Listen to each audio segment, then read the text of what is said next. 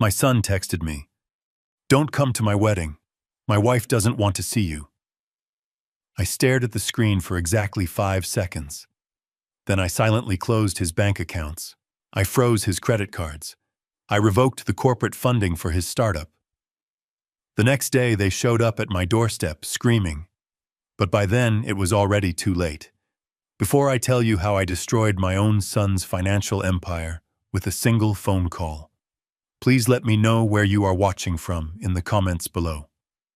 Hit like and subscribe if you have ever had to teach an ungrateful family member a lesson they will never forget. I stood in the center of the private fitting room at Masterson's in Helena, Montana. The air smelled of cedar, expensive wool, and old money. The tailor, a man named Giovanni, who had been dressing governors and oil tycoons for 40 years, was on his knees pinning the hem of my trousers. "Mr. Sullivan," Giovanni mumbled through a mouthful of pins, "this Italian silk is exquisite. You will be the most distinguished man at the Plaza Hotel." I looked at my reflection in the three-way mirror. At 73 years old, I still had the shoulders of the linebacker I used to be, and the cold gray eyes of the venture capitalist I became. I looked dignified. I looked like a father ready to watch his only son get married. This tuxedo cost $5,000. I had ordered it specifically for Brandon's wedding in New York City. I wanted to look the part.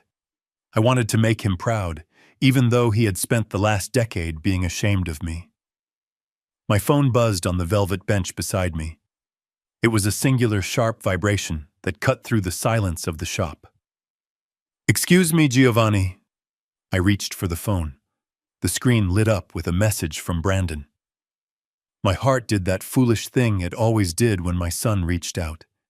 It jumped with hope. Maybe he was asking if I had booked my flight. Maybe he wanted to know if I wanted to give a toast. I unlocked the screen. The message was long. It was detailed. And it was the blade that finally severed the last cord connecting us. "Dad," it read, "Brittany and I have been talking. We think it is best if you do not come to the ceremony or the reception on Saturday. Brittany has worked very hard on the royal aesthetic of the wedding. To be honest, your presence, your truck, your general style, it just doesn't fit the brand we are trying to project for the magazine coverage. We will send you photos after. Please do not make this complicated. We need this day to be perfect." I read it twice. The first time I felt a physical blow to my chest, as if the air had been sucked out of the room. The second time I felt nothing, absolutely nothing. It was a cold, hollow silence where my love for my son used to be. The royal aesthetic, the magazine coverage, my style. He was talking about me, Conrad Sullivan, the man who had quietly built the financial foundation he stood on. He saw a retired old man in flannel shirts and muddy boots living on a ranch in Montana. He saw a country bumpkin. He did not see the man who had survived the sharks of Wall Street for 40 years. He did not see the man who had anonymously funneled $500,000 into a trust to pay for this very wedding because Brandon wanted to impress his high society friends. Giovanni looked up, sensing the shift in the atmosphere. "Is everything all right, Mr. Sullivan, the fit? Is it uncomfortable?" I looked at Giovanni. I looked at the Italian silk. I looked at the reflection of a man who had just been discarded like a piece of trash by his own flesh and blood. "Stop," I said. My voice was calm. It was the voice I used to use in boardrooms right before I acquired a company and fired the entire management team. Giovanni froze. "Sir." "Take it off," I said. "But sir, we are almost done. The wedding is in 3 days. "There is no wedding," I replied, unbuttoning the jacket. "Not for me." I stepped out of the trousers, leaving them in a pile on the floor. I put on my worn denim jeans. I buttoned my flannel shirt. I pulled on my boots. I was transforming back into the man they despised, but also the man they feared without knowing it.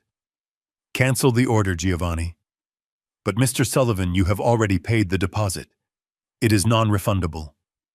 Keep it, I said, grabbing my keys. Burn the suit. Or give it to someone who actually has a family that respects him. I walked out of the shop into the crisp Montana air. The sun was shining, but the world looked different now. It looked sharper. The shadows were darker. I climbed into my Ford F-150. It was 10 years old, with a dent on the bumper from a bull I had to wrangle last winter. Brandon hated this truck. He said it was embarrassing.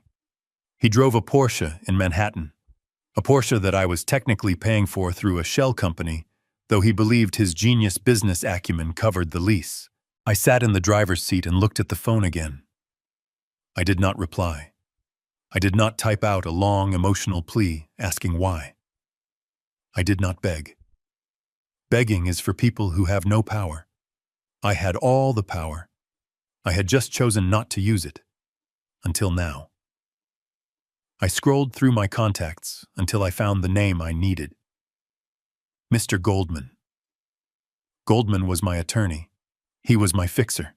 He was the only man in New York who knew exactly how much I was worth and exactly where every skeleton was buried. He answered on the first ring. Conrad Goldman said. His voice was gravel and Scotch.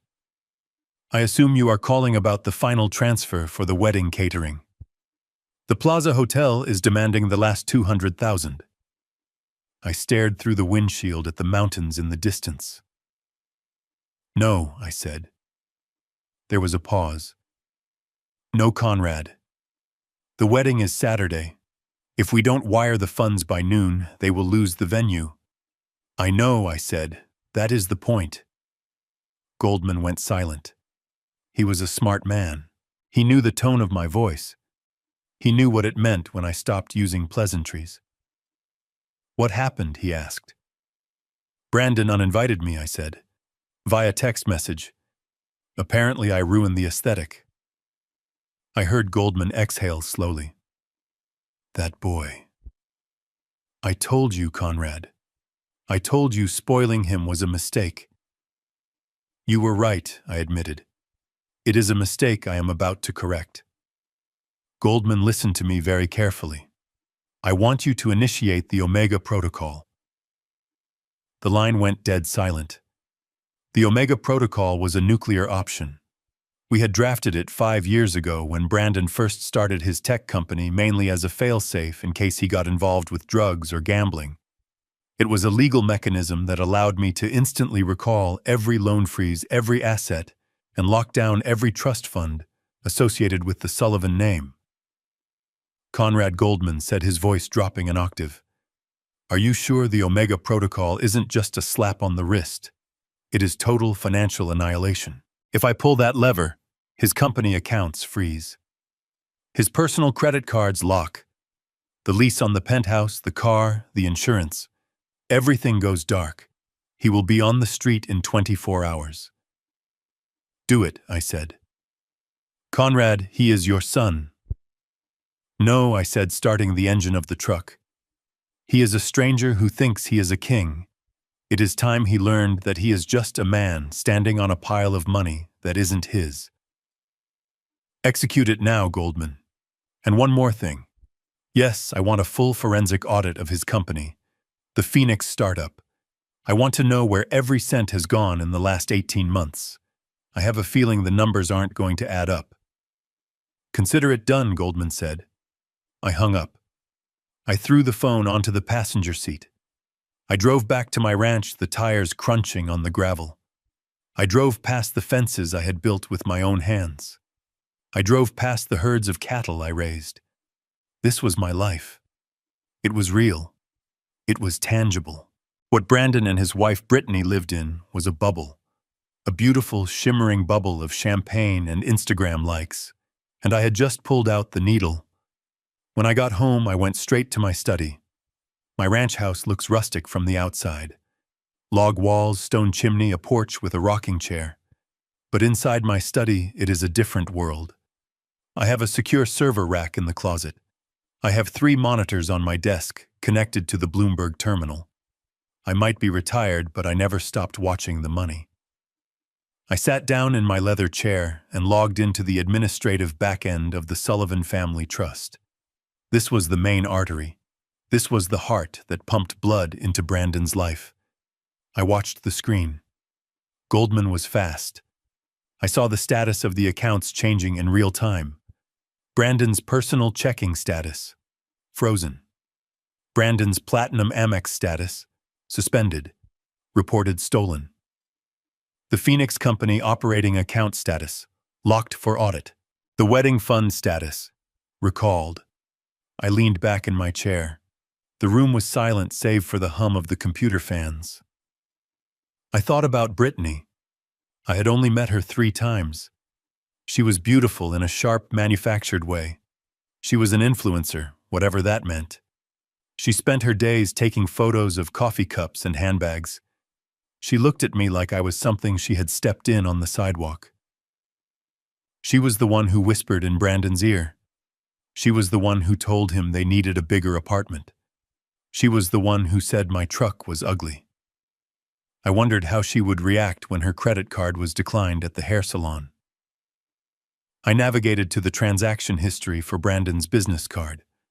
I wanted to see what my investment in his tech company was actually buying. The screen populated with data. I scanned the lines.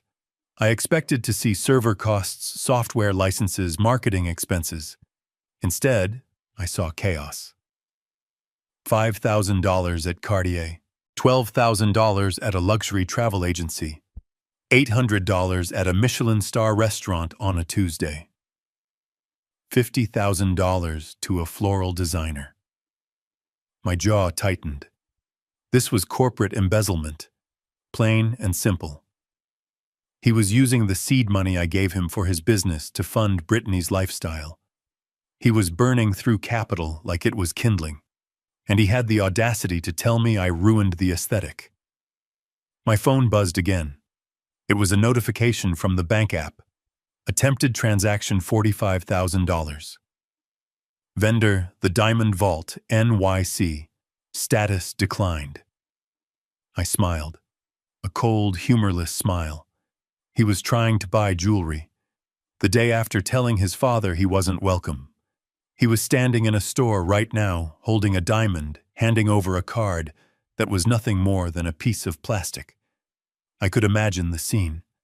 The clerk swiping the card, the frown, the second attempt, Brandon's nervous laugh. Try it again. It must be a chip error. The phone buzzed again. Attempted transaction, $45,000. Vendor, the Diamond Vault, NYC. Status declined. Card seized. I took a sip of the cold coffee sitting on my desk. This wasn't just about money. This was about reality. Brandon had lived 32 years without ever hitting a wall. I had smoothed every road. I had opened every door. I had paid every toll. I had created a monster that thought it was a god. Now gravity was turning back on. I spent the rest of the afternoon watching the notifications roll in like a ticker tape of disaster. Attempted transaction $250. Uber Black. Declined. Attempted transaction $4,200. Saks Fifth Avenue. Declined. Attempted transaction $18. Starbucks. Declined. Even his coffee money was gone.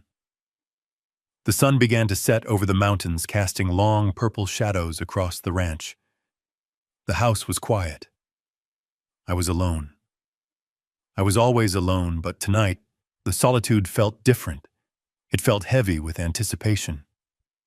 I knew what was coming next. They wouldn't call. Not yet. They were too arrogant to believe I did this. They would assume it was a bank error. They would assume it was a hack. They would spend the next few hours screaming at customer service representatives who couldn't help them.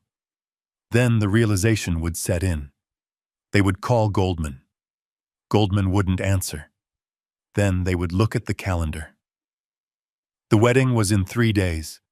They had no venue payment, no flowers, no food, no rings.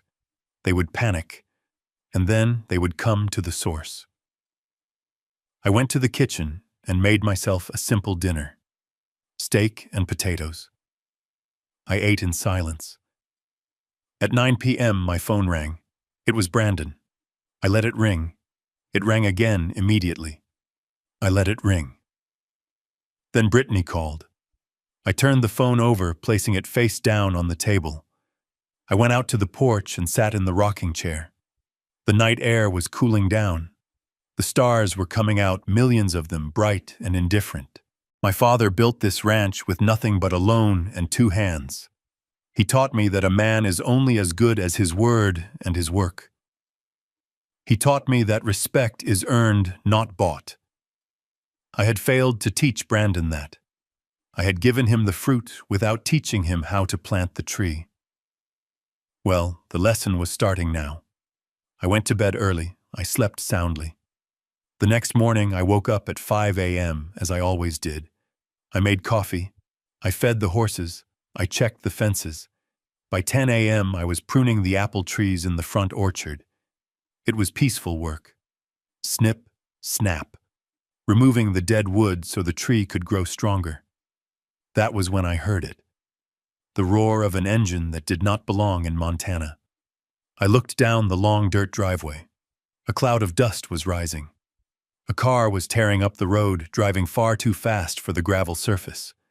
It wasn't a truck. It was a Porsche Cayenne. Black, shiny, rented mostly likely since his personal car had probably been towed by now. It skidded to a halt in front of the main house, kicking up a storm of dust that coated my apple trees. The doors flew open. Brandon stepped out. He was wearing designer jeans and a t-shirt that probably cost more than my tractor. He looked disheveled. His hair was messy. His eyes were wild. Brittany stepped out from the passenger side. She was wearing oversized sunglasses and heels that were sinking into the dirt. She looked like she was ready to kill someone. I didn't move. I kept my shears in my hand. I snipped a small branch. They marched toward me. They didn't look like a happy couple about to be married. They looked like desperate junkies looking for a fix. Dad, Brandon shouted. He didn't say hello. He didn't apologize for the text. He didn't ask how I was. Dad, what the hell is going on? My cards aren't working. The bank says my accounts are frozen. The hotel is threatening to cancel the wedding. Fix it! He shouted the command like I was his employee. Fix it! I slowly lowered the shears. I turned to look at them. Brittany pushed her sunglasses up onto her head. Her eyes were blazing. Conrad, this isn't funny, she spat. We were humiliated at the jewelry store yesterday. Do you have any idea how embarrassing that is? We have a reputation. You need to call the bank right now and tell them it's a mistake. I looked at them, really looked at them. I saw the fear behind the anger. They were terrified. Their entire identity was wrapped up in money they didn't earn, and suddenly the faucet was dry. I took a rag from my back pocket and wiped the sap off the shears. Hello, Brandon. Hello, Brittany, I said calmly. Nice to see you. I thought I wasn't welcome. Brandon waved his hands dismissively. Dad, stop it. We don't have time for your passive-aggressive games. We are in a crisis. The wedding is in 48 hours. We need the money released now. You need the money, I asked. Yes, Brandon yelled. It's my money. It's my company. You can't just lock me out of my own accounts. I laughed. It was a dry, short sound. Your company, I asked. Brandon, who is the primary shareholder of Phoenix, you are, he said. But that's just a formality for tax purposes. It's my vision. And who signed the guarantee for your penthouse? You did, but... And whose name is on the trust fund that pays your Amex bill every month? Brandon fell silent. He knew. He just didn't like to admit it. Brittany stepped forward. She got right in my face. I could smell her expensive perfume. It smelled like vanilla and entitlement. Listen to me, old man, she hissed. I don't know what kind of power trip you are on, but you are ruining the most important day of my life. If you don't unlock those accounts in the next 5 minutes, I swear to God. You swear what I asked, meeting her gaze. I will make sure you never see your son again. I will make sure you die alone in this miserable farmhouse. I looked at Brandon. He didn't defend me. He didn't tell her to stop. He just stood there waiting for me to cave. He expected me to be the weak father I had always been. He expected me to write a check to make the screaming stop. He expected the wallet to open. But the wallet was closed, and the bank was on fire. I looked at Brittany. Then I looked at Brandon. I leaned on my garden hoe, adopting the posture of a confused, frail old man. I let my hand tremble slightly. I don't understand, I stammered, making my voice sound weak. The bank. I didn't touch the bank. Maybe the computer system is down. You know I'm not good with technology. I saw the look they exchanged. It was a look of pure, predatory relief. They bought it. They thought I was just a senile old fool who had made a mistake, or that it was a coincidence. They thought they were still in charge. Brittany rolled her eyes. Oh my God, he's losing it. Brandon, he probably forgot to sign a renewal form or something. He's useless. Brandon sighed, stepping closer, his voice changing from angry to patronizing. Okay, Dad. Okay. Look, it's probably just a glitch on your end. We can fix it. But we need you to call Goldman and authorize an emergency override. Right now. Can you do that? Can you understand that? He was speaking to me like I was a toddler. I nodded slowly. Call Goldman. Yes, Brandon said, pulling out his phone. Here, I'll dial it for you. Just tell him to give me full access. Tell him you authorize me to handle everything so you don't have to worry about it. It's too much stress for you, Dad. He was trying to take power of attorney. Right there in my orchard, Brittany whispered loud enough for me to hear. Get him to sign the papers later. We'll put him in that home in Billings after the honeymoon. He can't be trusted with the estate anymore. I heard it. Every word. I took the phone from Brandon. Hello, Goldman Conrad. Goldman's voice came through the speaker. I have the audit results. It's worse than we thought. I looked at Brandon. He was smiling encouragingly, waiting for the keys to the kingdom. I put the phone to my ears, turning away so they couldn't hear Goldman. Goldman, I said. They are here. Good, Goldman said. Do you want me to send the sheriff? No, I said. Not yet. Let them play. Increase the pressure. I want the car repo team at the hotel tonight. And cancel their return flights. Understood. I turned back to Brandon and handed him the phone. I told him to look into it, I said, my voice shaking just a little. He said he needs a few hours. The system is complicated. Brandon grabbed the phone. A few hours. Dad, we don't have hours. It is the best I can do, I said, picking up my shears again. I'm just an old farmer, Brandon. I don't understand these high finance things. Brittany groaned. This is a nightmare. Come on, Brandon. Let's go to the bank in town. Maybe we can override it in person if we scream loud enough. They turned and walked back to the Porsche. They didn't say goodbye. They didn't say thank you. I watched them drive away, dust flying. They thought they had won. They thought they had bullied the old man into submission. They thought it was just a glitch. They had no idea that I had just authorized the repo man to take the very car they were driving. They had no idea that the glitch was a permanent deletion of their lifestyle. I went back to pruning my apple trees. Snip, snap. The dead wood had to go. That night, the real war would begin, and I was going to enjoy every second of it. I watched the dust settle on the long driveway after the black Porsche disappeared around the bend. I knew they would be back. I knew it with the certainty of a man who understands the migration patterns of desperate animals. The bank in town was run by Stan, a man I had gone fly fishing with every Sunday for 20 years. Stan knew the Omega Protocol. Stan knew that if my son walked in demanding access to the Sullivan Trust without my physical signature, he was to be treated like a stranger with a bad check. I went inside and made a pot of black coffee. I sat in my leather armchair in the living room, the one facing the door, and I waited. The silence of the ranch was heavy, usually a source of comfort, but today it felt like the calm before a hurricane. I looked around at my home. The rough-hewn timber beams, the stone fireplace that I had built rock by rock, the faded Persian rug that my wife Catherine had bought in Istanbul 30 years ago. It was a place of substance. It was real. 45 minutes later, the roar of the engine returned. This time, there was no hesitation at the gate. The car flew up the driveway, skidding sideways as it braked in front of the porch, crushing a bed of marigolds Catherine had planted before she passed. The front door didn't just open. It was thrown wide with a violence that rattled the window panes. Brandon marched in first. The transformation was complete.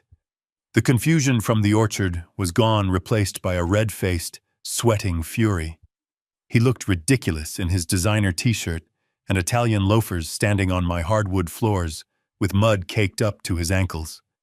He looked like a child playing dress-up in a world he didn't understand. Brittany followed him, and she brought the chaos with her. She was screaming before she even crossed the threshold. Her voice was a high-pitched drill that shattered the peace of my sanctuary. She threw her handbag onto the sofa, a bag that cost more than the yearly salary of my ranch hand, and pointed a manicured finger at my face. "You lied to us!" she shrieked. Her face was contorted, ruining the expensive Botox work she had clearly had done for the wedding. "You sat there in your garden and played dumb, but you knew exactly what happened." The bank manager laughed at us. He said the accounts aren't just frozen, he said they are flagged for fraud. Fraud, Conrad. Do you have any idea who I am? I took a slow sip of my coffee. I didn't stand up. I didn't raise my voice. I just looked at them. The contrast was almost comical. Here were two people who prided themselves on their image, their brand, their aesthetic. And here they were unraveling in a dusty farmhouse, screaming at an old man in a flannel shirt. Brandon paced the room like a caged tiger. He kicked the leg of the coffee table. "Dad, answer her. Stan said you authorized a full lockdown. He said he couldn't even tell us the balance. He treated me like a criminal. I am the CEO of Phoenix. I need liquidity. I have investors to pay. I have vendors waiting. Investors, I thought." He meant the credit card companies. Vendors, he meant the party planners. I set my coffee cup down with a deliberate clatter. I let my hand shake just enough for them to see. I hunched my shoulders, shrinking myself into the chair. I don't know what Stan is talking about. I mumbled, my voice raspy. I told him to be careful with the accounts. There are so many hackers these days. Maybe he misunderstood. My hearing isn't what it used to be. Brittany let out a groan of pure frustration. She marched over to the fireplace and picked up a framed photo of Catherine. She looked at it with disdain before slamming it face down on the mantel. "He is useless, Brandon," she hissed, not even trying to lower her voice. "Look at him. He is sitting there shaking. He probably told the bank to lock the accounts because he forgot his password again. We are going to lose the plaza because your father is senile." Brandon ran a hand through his hair, destroying his carefully styled look. He looked at me, and for a second I saw a flash of the boy he used to be. The boy who used to ask me for help with his math homework. But then he looked at Brittany, and the boy disappeared. "Dad, listen to me," Brandon said, kneeling beside my chair. He spoke slowly, loudly, as if I were partially deaf. "We need you to sign a paper. It is a power of attorney. It just means that I can go to the bank for you and fix the hacker problem. You don't want the hackers to steal your money, do you?" He was treating me like a child. He was trying to manipulate me with fear using a lie I had fed him. I looked into his eyes. They were empty. There was no love there, just greed and panic. I don't know, son, I stammered. Your mother always handled the papers. Mom is dead, Dad, Brandon said bluntly. The cruelty of it hung in the air. He didn't care that it hurt. He just wanted the signature. You have to sign it. Otherwise, we can't protect the ranch. Brittany stepped closer. The smell of her perfume was overpowering, a cloying scent of vanilla and desperation. She loomed over me, casting a shadow. Sign it, old man, she said. Or do you want us to leave you here to rot? You can't take care of yourself. Look at this place. It's a dump. There is dust everywhere. The roof is probably leaking. You are one bad fall away from dying alone on this floor. She looked around the room with a sneer, judging the life I had built. She didn't see the value of the craftsmanship. She didn't see the memories. She only saw assets to be liquidated. She saw a tear-down property that could fund her lifestyle for another 6 months. Brandon stood up and pulled a folded document from his back pocket. He had come prepared. He must have had this drafted months ago, waiting for the right moment. Here, Brandon said, thrusting a pen at me. Just sign at the bottom. We will take care of everything. We will get the accounts unlocked, we will pay for the wedding, and we will hire a nurse to come look in on you. Maybe we can even find you a nice assisted living facility in town, somewhere with people your own age. Brittany leaned in to whisper to him, but in the quiet of the room, her voice carried perfectly to my ears. Make him sign it now, she hissed. Once the wedding is over, we put him in the state home. We sell this land to that developer from Texas. It's worth at least $2 million for the water rights alone. I heard it. Every syllable. The state home. The water rights. They had already appraised my life and sold it for parts. I took the pen. My hand trembled violently. I held it over the paper. They held their breath. I could feel their hunger. It was a physical thing, a heat radiating from them. They were so close to the finish line. They thought they had won. They thought the old lion had lost his teeth. I dropped the pen. It rolled under the chair. Oops, I said. My fingers. They are so stiff today, Brittany screamed. It was a primal sound of rage. She grabbed a vase from the side table and threw it against the wall. It shattered, sending ceramic shards flying across the room. Pick it up, she yelled at me. Pick it up and sign the damn paper. I looked at the shattered vase. Catherine had made that vase in a pottery class we took together for our 10th anniversary. I slowly looked up at Brittany. I didn't blink. For a fraction of a second, I let the mask slip. I let her see the cold, hard steel in my eyes. I let her see the predator that had eaten companies for breakfast. She froze. She saw it. She stepped back, a flicker of genuine fear crossing her face. What she whispered. But I was already back in character. I slumped forward, clutching my chest. My heart, I wheezed. All this shouting. I need my pills. Brandon grabbed Brittany's arm. Stop it. You're going to give him a heart attack before he signs. We don't have time for this, she yelled, pulling away from him. Dad, where are the pills? Brandon asked, frantic. Kitchen, I gasped. Brandon ran to the kitchen. Brittany stood there, breathing hard, her chest heaving. She looked at me with pure hatred. I hate this place, she spat. I hate your truck. I hate your boots. And I hate you. You are just a stubborn obstacle. I said nothing. I just watched her. I was recording every word in my memory. I was adding every insult to the ledger. The bill was getting very high and payment was due soon. Brandon came back with a glass of water and a bottle of aspirin. I took them with shaking hands. I can't sign today, I whispered. I feel dizzy.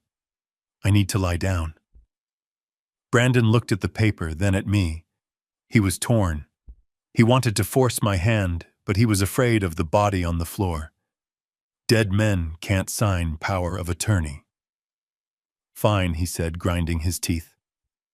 Fine. Go lie down. But we are coming back tomorrow morning, and you are going to sign. Do you understand? You are going to sign, or we are going to have you declared incompetent. We will drag you to court if we have to. I nodded weakly. Tomorrow. Yes. Tomorrow. They stormed out. The door slammed so hard a picture frame fell off the wall. I listened to the Porsche tear down the driveway again. I waited until the sound of the engine faded into the distance. Then I stood up. I walked over to the mantel and picked up the photo of Catherine. I wiped a speck of dust from the glass. I walked over to the shattered vase. I bent down and picked up a shard of blue ceramic. They had invaded my home. They had threatened my freedom. They had broken my wife's vase. I walked into my study and sat at my desk. I wasn't shaking anymore. My hands were steady as rocks. I picked up the phone and dialed Goldman. They just left, I said. My voice was ice. Did they sign? Goldman asked. No, I said, but they threatened to put me in a state home. They threatened to sell the water rights, and Brittany broke Catherine's blue vase. There was a silence on the line. Goldman knew about the vase. Execute the next phase, I said. Conrad, the audit team is ready, but… Send them, I interrupted. Send them to his office in New York. Send the repo team to the hotel, and Goldman, so. I want the sheriff here tomorrow morning. When they come back to force me to sign, I want them arrested for trespassing and elder abuse. Understood. I hung up. I looked at the shard of blue pottery in my hand. You wanted a war, son, I whispered to the empty room. You just got one, and you have no idea who you are fighting. The sun had barely cleared the horizon when the black Porsche crawled back up the driveway. It moved slower this time, lacking the aggressive speed of the day before. It looked like a wounded animal limping back to its den. I was sitting on the porch, a blanket draped over my legs, a cup of lukewarm tea in my hands. I had set the stage perfectly. I looked like a man who had aged 10 years in a single night. I watched them get out of the car. They looked terrible. They were wearing the same clothes as yesterday now, wrinkled and stained. Brandon's eyes were bloodshot, rimmed with dark circles that spoke of a sleepless night spent panicking in a cheap motel room. Brittany's hair, usually a helmet of perfect blonde spray, was flat and disheveled. The aesthetic was definitely ruined. They walked up the steps. I didn't get up. I just stared at the horizon, letting my mouth hang open slightly, letting a small tremor work its way into my hand, holding the tea. Dad, Brandon said. His voice was hoarse. Dad, are you awake? I turned my head slowly, as if my neck were a rusted hinge. Brandon, I whispered, is that you? Did you bring the doctor? Brittany let out a huff of impatience that sounded like a tire losing air. We didn't bring a doctor, Conrad, she snapped, stepping around a muddy boot I had left on the porch. We brought the papers, the ones you were too sick to sign yesterday. Remember? Or has your brain completely turned to mush overnight? I looked at her. I blinked rapidly, feigning confusion. Papers, I asked. For the harvest? Brandon groaned. He sat down on the wooden railing, putting his head in his hands. No, Dad. Not the harvest. The power of attorney. The paper that lets me fix the bank accounts so I can pay for the wedding. We talked about this. We screamed about this. Oh, I said softly. The wedding. Yes. The big party. I tried to take a sip of tea. I made sure my hand shook violently. The liquid sloshed over the rim, splashing onto my hand and the blanket. Oops, I mumbled, staring at the stain. Look at that, I made a mess. Brittany recoiled as if the tea were toxic waste. God, he is disgusting, she hissed to Brandon. Look at him. He can't even drink tea without spilling it on himself. He is essentially a toddler, a giant wrinkled toddler. Brandon looked at me with a mixture of pity and annoyance. He didn't offer to help clean it up. He just pulled the document from his jacket pocket. It was crumpled now. "Dad, focus," Brandon said, snapping his fingers in front of my face. "Look at me. We need to get this done. The bank opens in 30 minutes. I need your signature right here." He thrust the paper onto my lap. I fumbled for my reading glasses in my shirt pocket. I took a long time to put them on. I put them on crooked. I can't read the small letters, son, I said, squinting. "The words, they are swimming. It says that you love me and you want me to help you." Brandon lied. His voice was smooth, the voice of a salesman selling a lemon.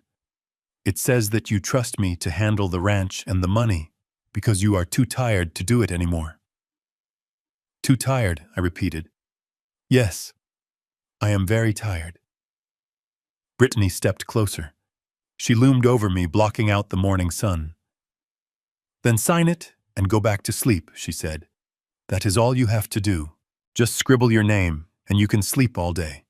We will hire someone to come clean up your messes." I looked up at her. "Will you stay?" I asked, making my voice sound small and pathetic. "Will you stay and take care of me?" Brittany laughed. It was a cruel, sharp sound that echoed off the mountains. "Stay here?" she asked, looking around the porch with absolute revulsion. "In this shack, Conrad?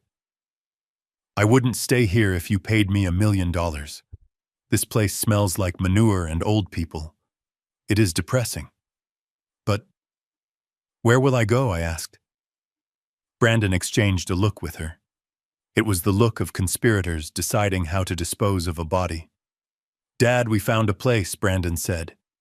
He tried to make his voice sound soothing, but the underlying threat was sharp as a razor. "It is in Billings. It is a facility. They have doctors, they have nurses. You will have your own room." "A room?" I asked. Like a hotel, yeah," Brittany said, checking her nails. "Exactly like a hotel, except you can't leave." I gripped the arms of my rocking chair. "I don't want to go," I said, my voice rising in panic. "I want to stay here. This is my home. Catherine is here." "Mom is gone, Dad," Brandon shouted, losing his patience. "She is gone and she isn't coming back. And you can't stay here. You are a danger to yourself. Look at you. You are spilling tea. You are forgetting things. What happens when you leave the stove on and burn the whole place down? What happens when you fall and break a hip and no one finds you for 3 days?" He leaned in close. I could smell the stale coffee on his breath. "We are doing this for your own good," he said. "We are saving you." "Saving me," I whispered.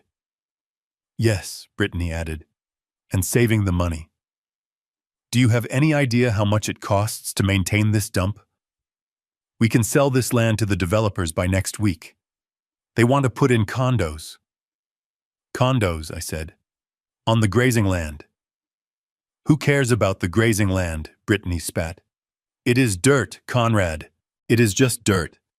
It is worth more as a parking lot than it is as your little hobby farm. You are sitting on a gold mine, and you are too stupid to dig." She called me stupid. She called my life's work a hobby.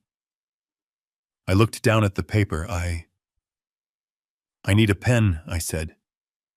Brandon scrambled to find one. He patted his pockets. He pulled out a Mont Blanc pen, a gift I had given him for his graduation. He handed it to me.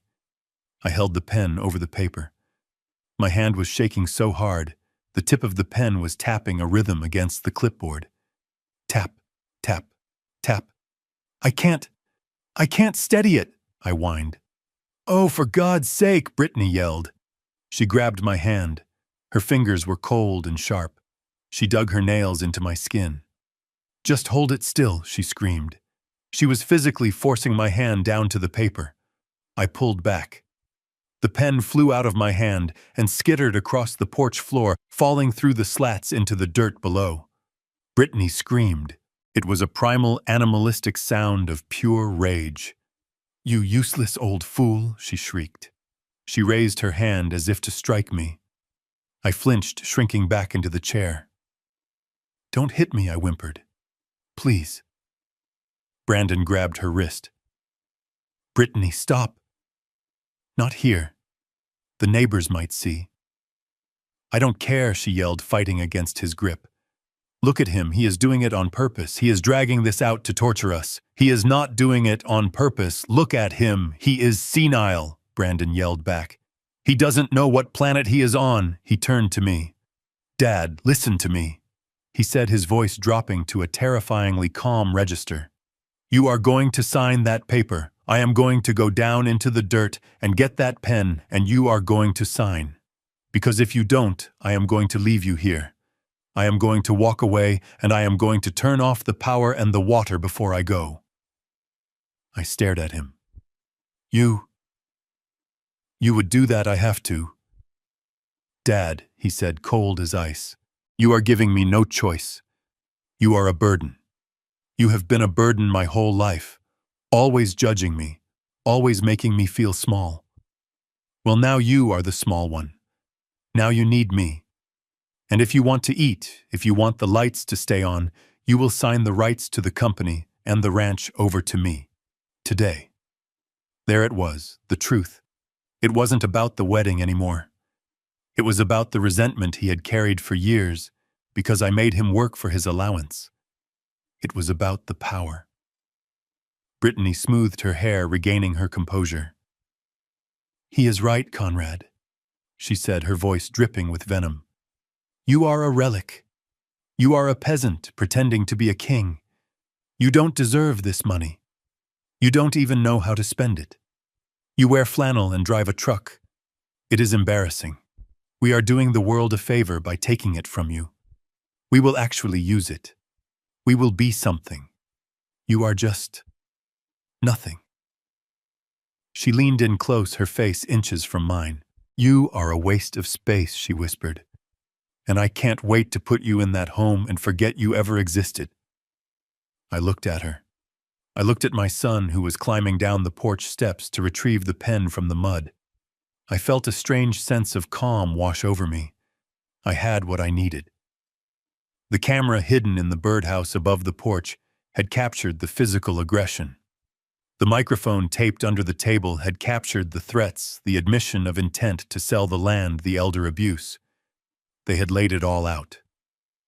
Brandon came back up the steps, wiping the mud from the pen with his designer shirt. "Okay, Dad," he said, breathless. "Last chance. Sign." I took the pen. I stopped shaking. I sat up straight. I pushed the blanket off my legs. I stood up.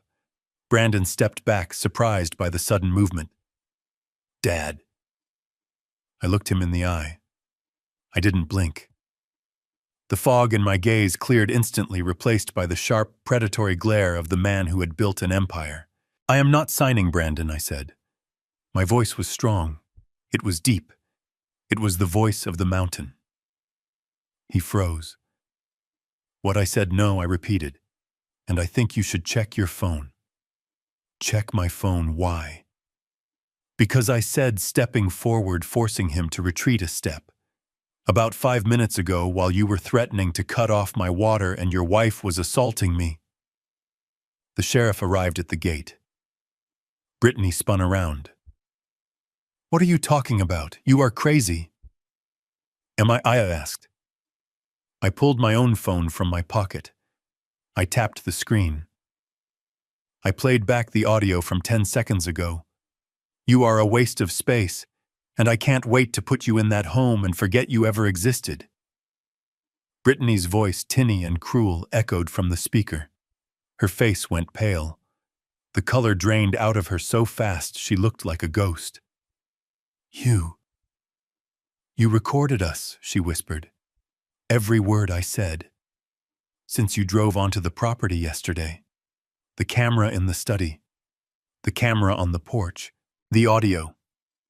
I have you threatening to abandon a vulnerable elderly person. I have you physically grabbing me.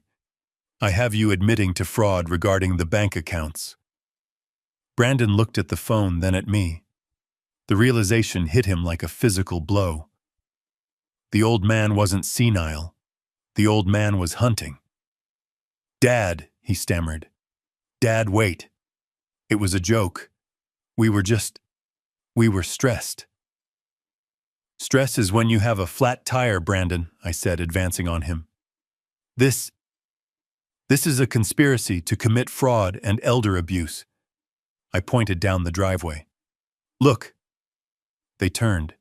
2 county sheriff cruisers were coming up the drive, lights flashing silently in the morning dust. Behind them was a black sedan I recognized. Goldman. No, Brittany whimpered. "No, no, no. You called me a peasant," I said to her. "You said I didn't know how to spend my money." I reached into my pocket and pulled out a cigar. I lit it, taking a slow drag. "I spent it on the best lawyers in the state," I said, blowing smoke into the air. "And I spent it on a forensic audit team that is currently tearing your office in New York apart." Brandon fell to his knees. "Dad, please." "Get off my porch," I said. The cruisers skidded to a halt.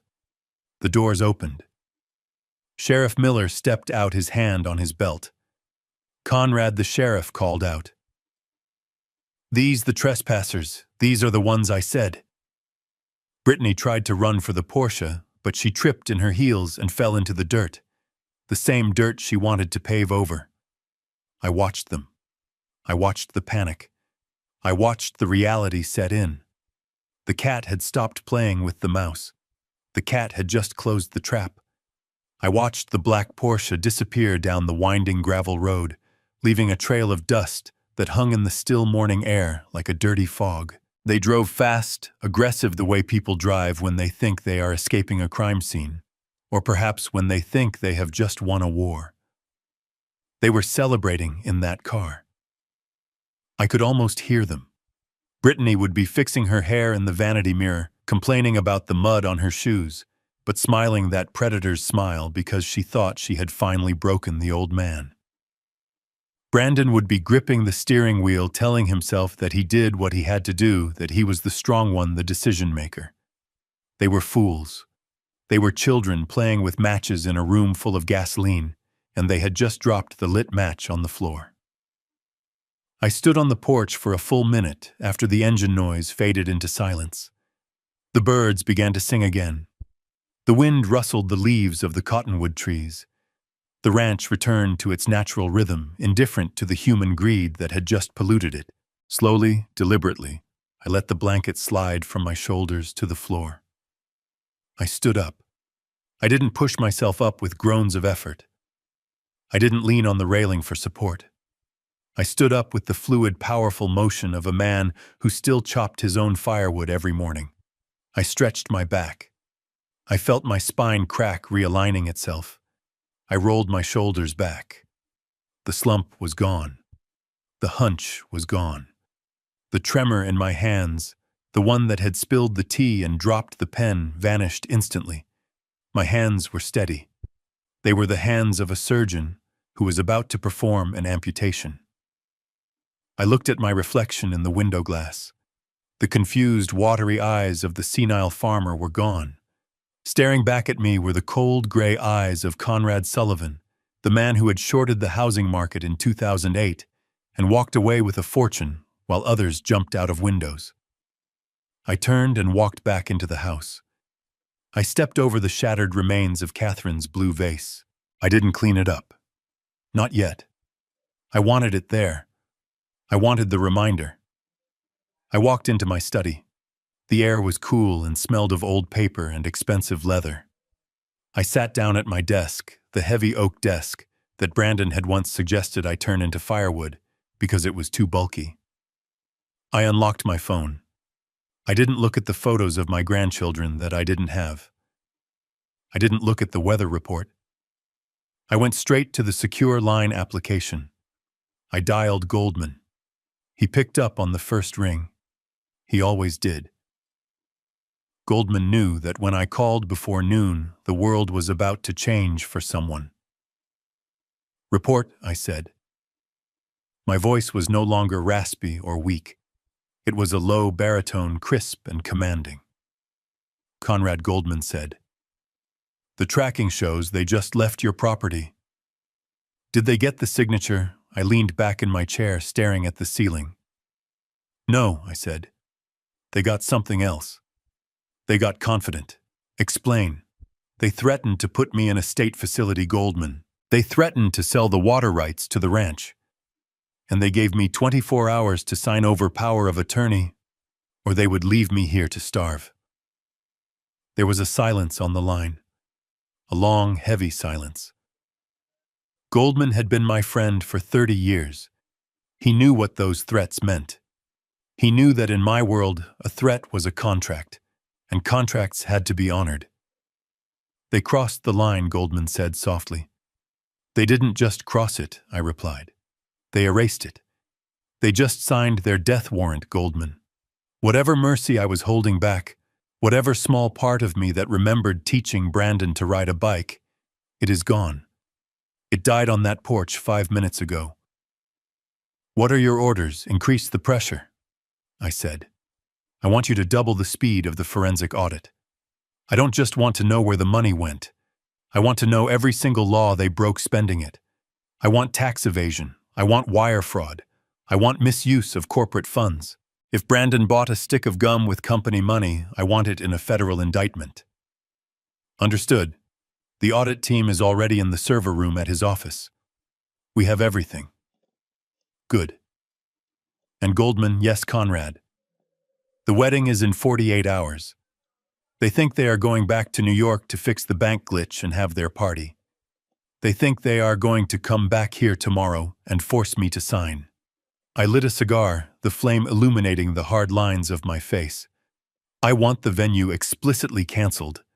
Not just unpaid. Canceled. I want the flowers redirected to the children's hospital. I want the catering donated to the homeless shelter. When they land in New York, I want them to realize that they don't have a wedding. They don't have a company. They don't have a home." I exhaled a thick plume of smoke. "And get the jet ready." "You are coming to New York?" Goldman asked, a hint of surprise in his voice. I looked at the shattered vase in the other room. "Yes," I said. "I have a wedding to attend. Or rather, a funeral for their lifestyle. I want to see the look in their eyes when they realize the peasant they mocked owns the sky they are flying in." "Consider it done, Mr. Sullivan." I hung up the phone. The screen went black. I sat there for a moment in the silence of my ranch. The game of cat and mouse was over. The mouse had escaped the trap one last time, thinking it was clever. But the mouse didn't know that I had just locked the doors to the house, and I was coming for them. I sat in my study, the only light coming from the 3 monitors on my desk and the glowing ember of my cigar.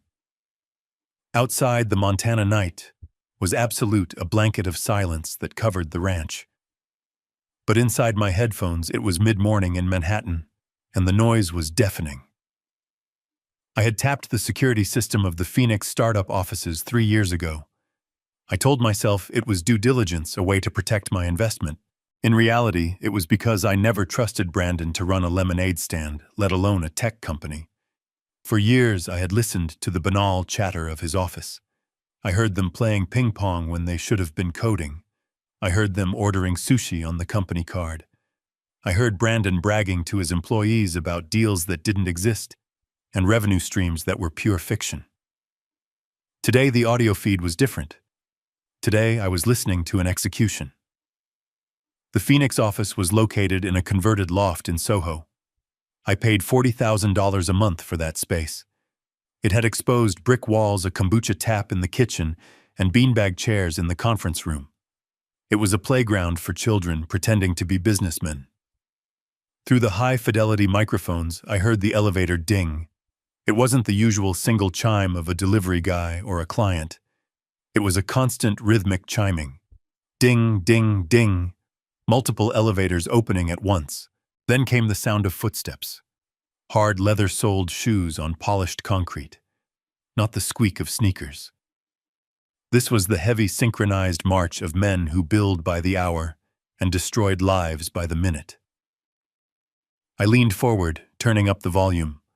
I heard the receptionist, a young girl named Sarah, who spent most of her time planning her weekends. "Can I help you?" Sarah asked, her voice trembling slightly. "You can't just walk in here. This is a private office." Then I heard the voice of the lead auditor. His name was Mr. Stone. Goldman had handpicked him. Stone was a forensic accountant who had dismantled cartels and corrupt hedge funds. He didn't care about feelings. He cared about ledgers. "We are not guests," Stone said. His voice was calm, projecting easily across the open-plan office.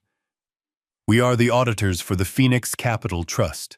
Everyone needs to step away from their computers immediately. Do not touch your keyboards. Do not touch your phones. Place your hands on the desks where we can see them." I heard the sudden, chaotic rustle of movement. Chairs scraping back, murmurs of confusion, the sound of a ping-pong ball dropping to the floor and bouncing away into silence. Tap, tap, tap. Then the storm broke. I heard Brandon's office door fly open. He must have stormed out, probably trying to look authoritative in front of his team. "Excuse me," Brandon shouted. "Who the hell are you?" "Get out of my office, Sarah. Call security." "There is no security."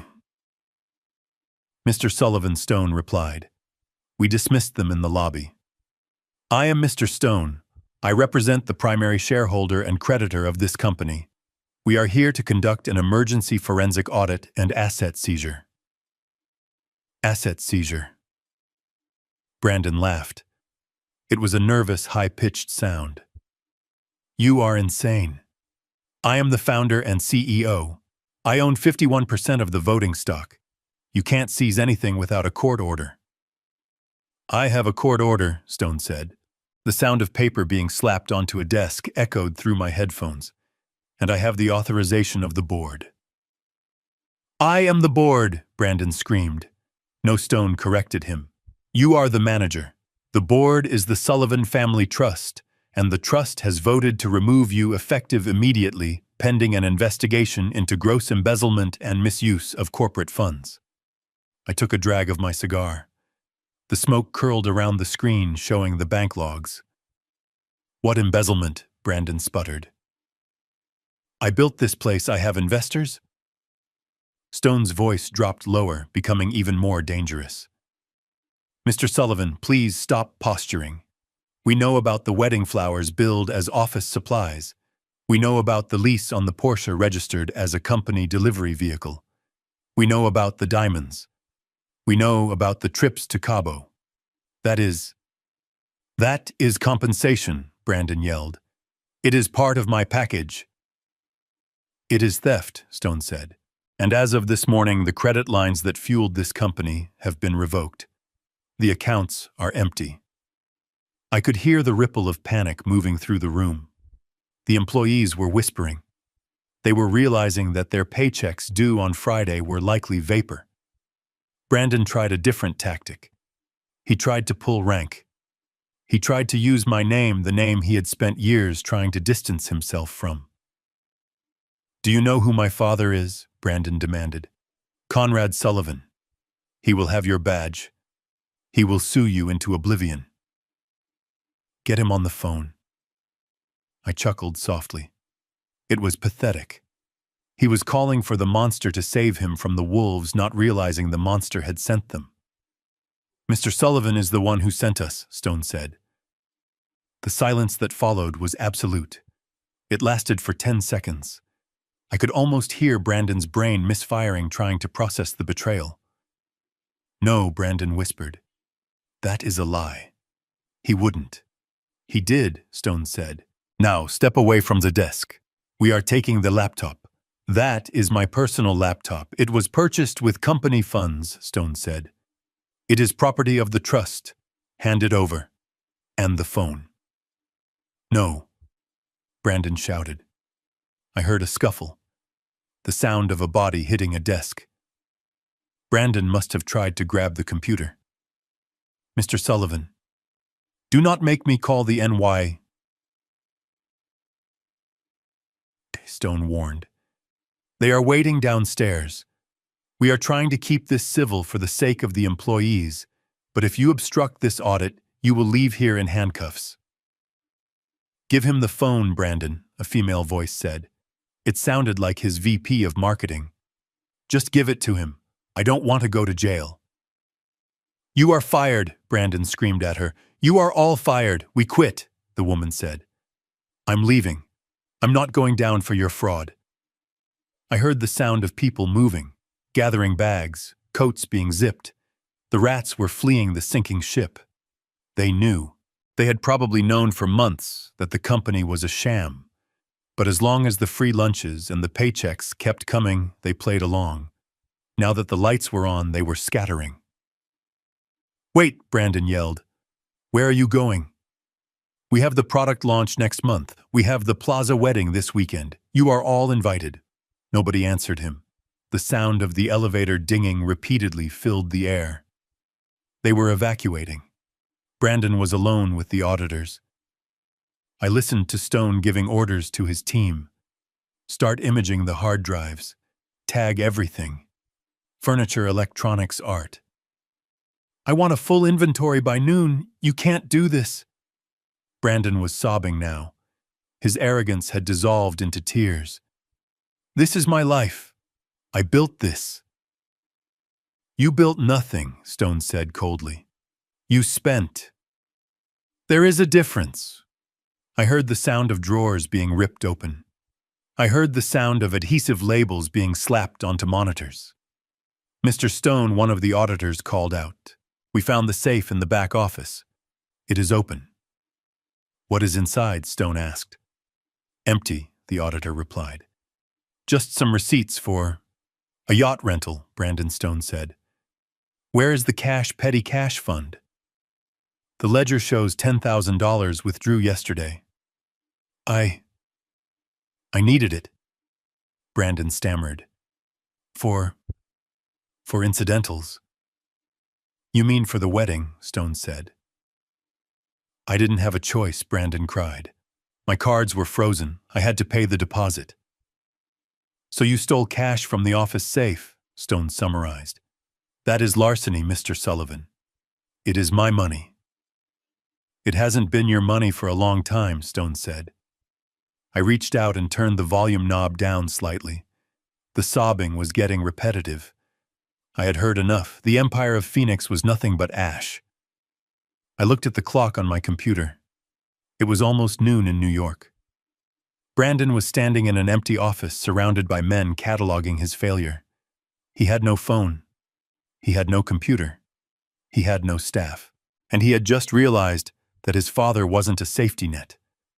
His father was the ground, and he was falling toward it at terminal velocity. I could imagine him looking out the window at the Manhattan skyline. He probably felt like the city was rejecting him. He probably felt like the victim. He still didn't understand. He thought this was cruelty. He didn't see that it was surgery. I was cutting out the rot before it killed the host. But the surgery wasn't over. I picked up my secure phone. I dialed Goldman. Status, I asked. We have control of the physical premises, Goldman said. Stone says the books are a disaster. It is a Ponzi scheme, Conrad. He was paying old debts with new loans. If you hadn't stepped in, the SEC would have been knocking on his door in 6 months. I saved him from federal prison, I said. He should thank me. He is not thanking anyone right now, Goldman said dryly. He is currently sitting on the floor of the lobby crying. He asked to use an auditor's phone to call his wife. Did you let him? Yes. We thought it would be illuminating for you. I switched the audio feed. I toggled from the room microphone to the tap on the auditor's cell phone that Goldman had set up. I heard the dial tone. Then I heard Brittany answer. She didn't say hello. Did you fix it? She demanded. Her voice was tinny and sharp. I am at the spa and my card was declined for the facial. It was humiliating, Brandon. I had to use my emergency cash. Did you get the old man to sign? Brandon sniffed. Brittany, it's over. What do you mean it's over? Did he die? No, Brandon sobbed. He sent a team. They are here. They took the company. They took my laptop. They took everything. They said Dad owns it all. There was a silence on the line. A long, calculating silence. I could hear the gears turning in Brittany's head. She wasn't worried about Brandon. She was assessing the damage to her own position. They took the company. She asked, her voice dropping. So, you have no money? I have nothing, Brandon whispered. The accounts are gone. The wedding fund is gone. Brittany, I think I might be arrested. I waited for her to comfort him. I waited for her to say that they would get through it together, that she loved him, that money didn't matter. You idiot, Brittany hissed. You absolute useless idiot. You told me you had it under control. You told me the old man was a pushover. He tricked us. Brandon pleaded. He is not senile. He is the devil. I don't care what he is, Brittany screamed. I care that I am sitting here with half a facial on and no way to pay for it, and the wedding. What about the wedding? We can't do the plaza, Brandon said. Maybe we can just do something small, she shrieked. I don't do small, I am an influencer. I have followers. I cannot get married in a courthouse, Brandon. Brittany, please, I need you. I'm scared. I heard a click. Then the dial tone. She had hung up on him. I leaned back in my chair and took a long, slow drag of my cigar. The smoke drifted up toward the ceiling beams. So that was the strength of their love. It couldn't withstand a declined credit card. It crumbled at the first sign of rain. I looked at the monitor. The audio feed from the office was just background noise now. I tapped the screen, switching to a different frequency. This one was connected to a bug I had placed in the penthouse apartment months ago, disguised as a smoke detector. I wanted to hear what Brittany did next. I wanted to hear the sound of a rat looking for a new ship. I didn't have to wait long. I heard the door of the penthouse open. She must have run home from the spa. I heard the sound of heels clicking frantically on the marble floor. I heard zippers. She was packing. Then I heard her dialing a number. Hey, baby, she said. Her voice was completely different. It was sultry. It was soft. It was the voice she used to use on Brandon before she got the ring. I heard a man's voice on the other end. It was muffled, but I recognized the tone. Arrogant. Wealthy. Brittany, the man asked.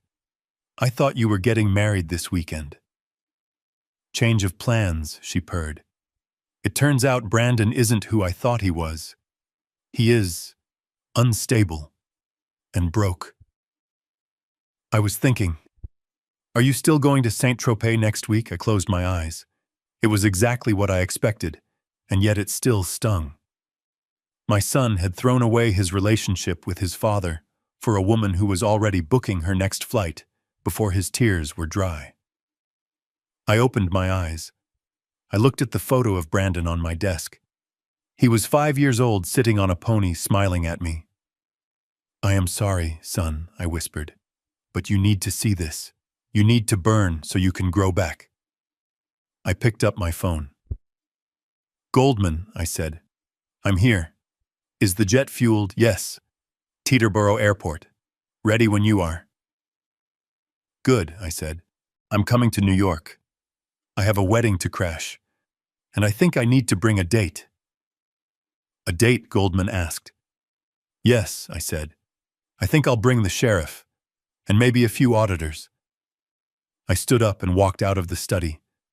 I went to the closet and pulled out the tuxedo, the one I hadn't canceled, the one I had saved. I brushed the dust off the shoulders. It was time to suit up. The finale was going to be spectacular. I switched the audio feed from the sobbing ruins of Brandon's office to a different frequency. This one was crisper, quieter. It was the feed from the listening device I had planted inside the smoke detector in the master bedroom of the penthouse. I paid the rent on that apartment. $25,000 a month for a view of Central Park that Brandon was never home to see, and Brittany didn't appreciate.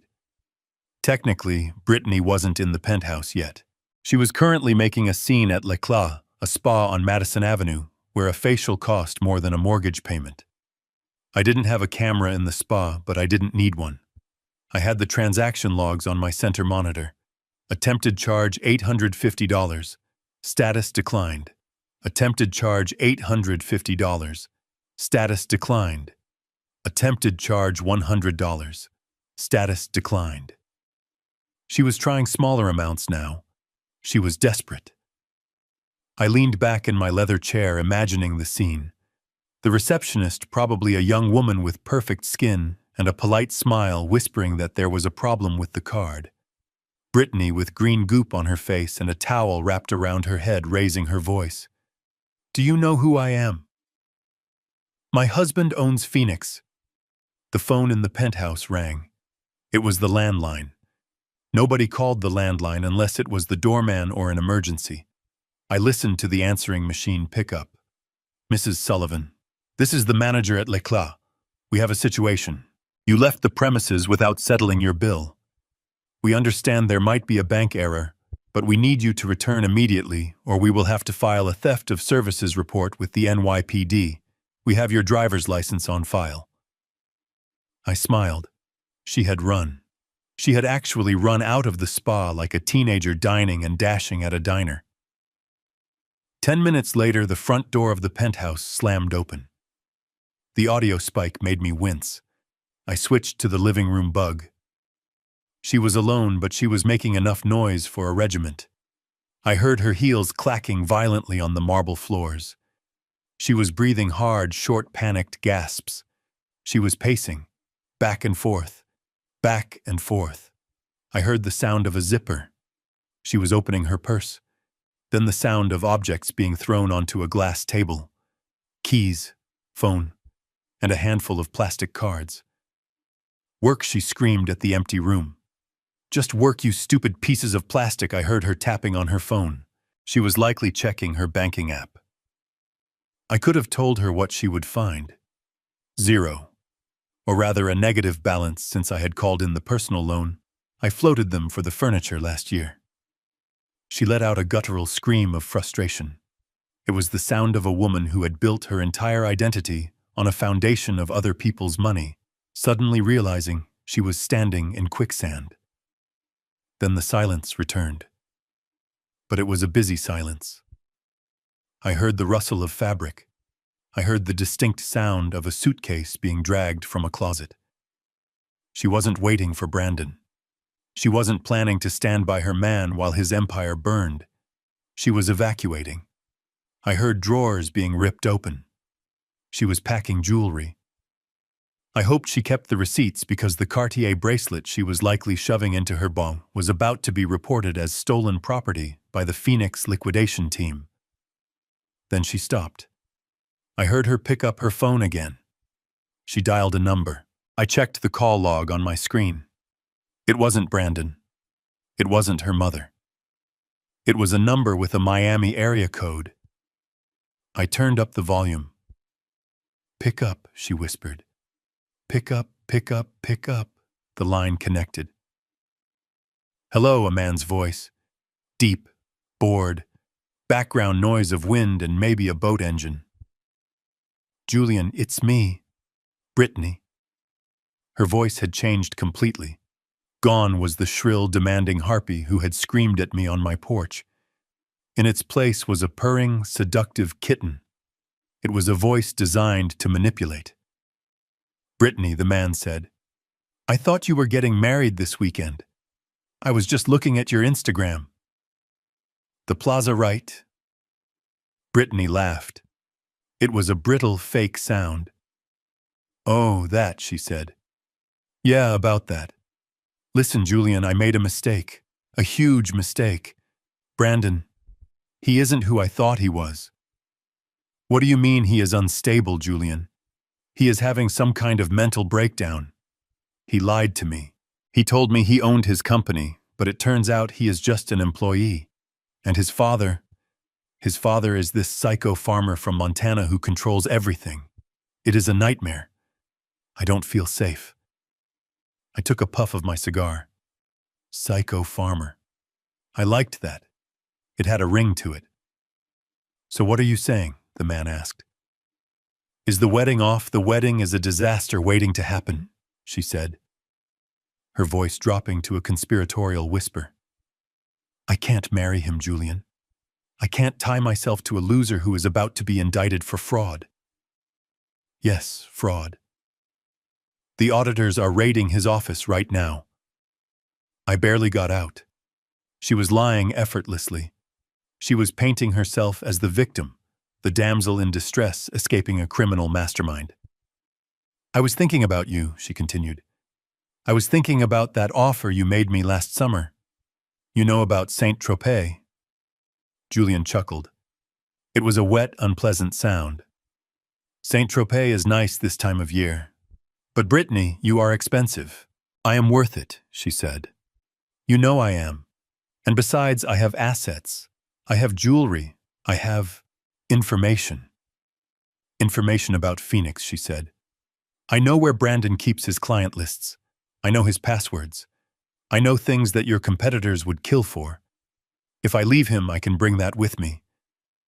A little dowry. I froze. My hand tightened around the cigar. She wasn't just a gold digger. She was a corporate spy. She was offering to sell my son's intellectual property, my property, to a competitor in exchange for a plane ticket and a seat on a yacht. This wasn't just betrayal. This was a felony. Julian was silent for a moment. Client lists. You say full database, she promised. I have his backup hard drive in my bag right now. I didn't, of course.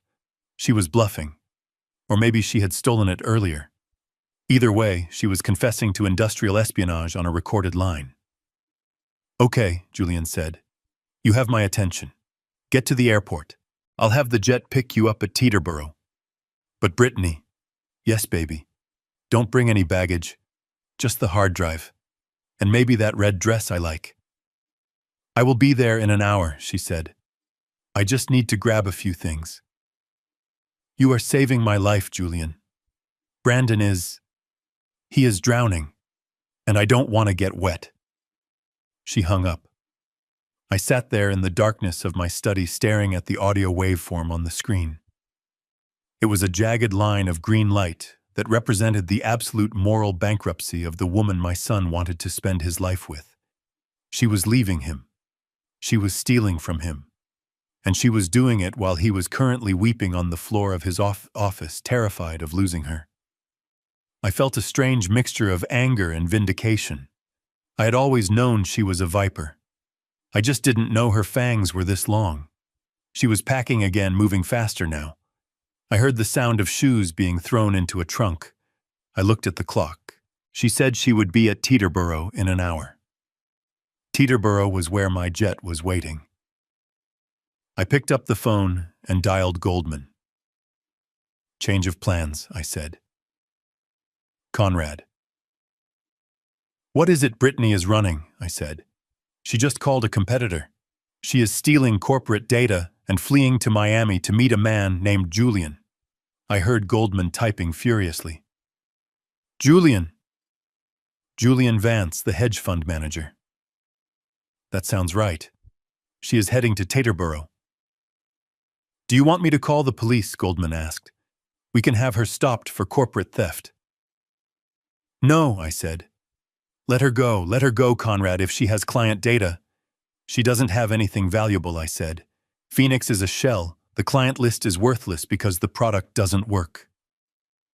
Let her take it. Let her sell a bag of air to Julian Vance.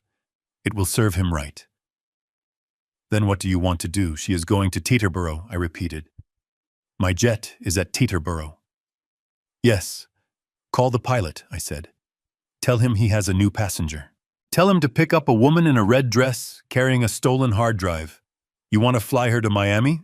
I said, a cold smile spreading across my face. I want to fly her to the wedding. But the wedding is canceled. Not the location, I said. The plaza is canceled. But I have a new venue in mind. A very special venue. I looked at the map on my screen. I traced the flight path.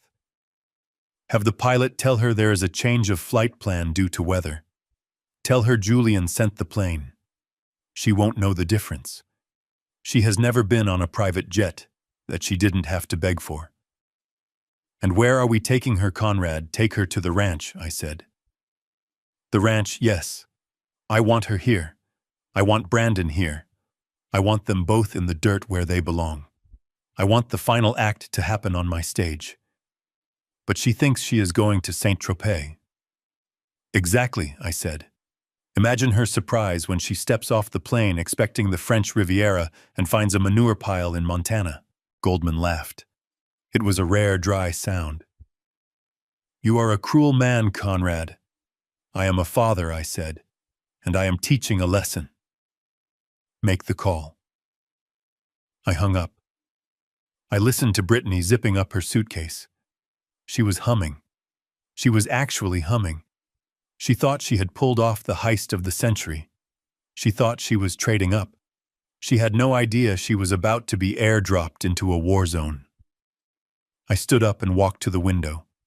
I looked out at the vast, empty sky of Montana. Come on home, Brittany, I whispered. We have so much to talk about. I watched on the monitor as Brandon burst through the double doors of the penthouse. He looked like a man who had just swam through a sewer. His designer suit was soaked with sweat. His tie was undone and his eyes were wide with the manic energy of a cornered rat. He had run all the way from Soho. He had no money for a taxi and his Uber account was suspended. He had run 40 blocks in Italian leather shoes to get to the only sanctuary he had left. But there was no sanctuary. There was only a war zone. The living room looked like it had been hit by a mortar shell. Brittany wasn't packing anymore. She was destroying. She stood in the center of the room holding a golf club, my golf club, a vintage driver I had left there years ago. She swung it with terrifying precision. Smash! The 70-inch television screen exploded in a shower of sparks and glass. Smash! A glass sculpture on the pedestal, a piece of modern art Brandon had bought for $12,000 of company money, disintegrated into dust. Brandon froze in the doorway, chest heaving. Brittany, he wheezed. Brittany, what are you doing? She spun around. Her hair was wild, plastered to her forehead. Her makeup was streaked with tears and rage. She didn't look like a blushing bride. She looked like a banshee. What am I doing? She screamed, hefting the club. I am redecorating. Since we can't pay the rent, I figured I would get our security deposits worth. She swung again, taking out a lamp. Stop! Brandon yelled, rushing forward to grab the club. Are you crazy? We have to fix this. Fix it! She laughed, a shrill, hysterical sound. There is nothing to fix, Brandon. It is over. Your father locked the accounts. The spa kicked me out. I had to run away like a thief. Do you know how humiliating that is? I lost the company, Brandon shouted back, wrestling the club from her grip and throwing it onto the sofa. The auditors came. They took my laptop. They took my phone. I have nothing. They kicked me out on the street. He collapsed onto the white leather ottoman, burying his face in his hands. They know everything, Brittany, he sobbed. The embezzlement. The fraud. They have the logs.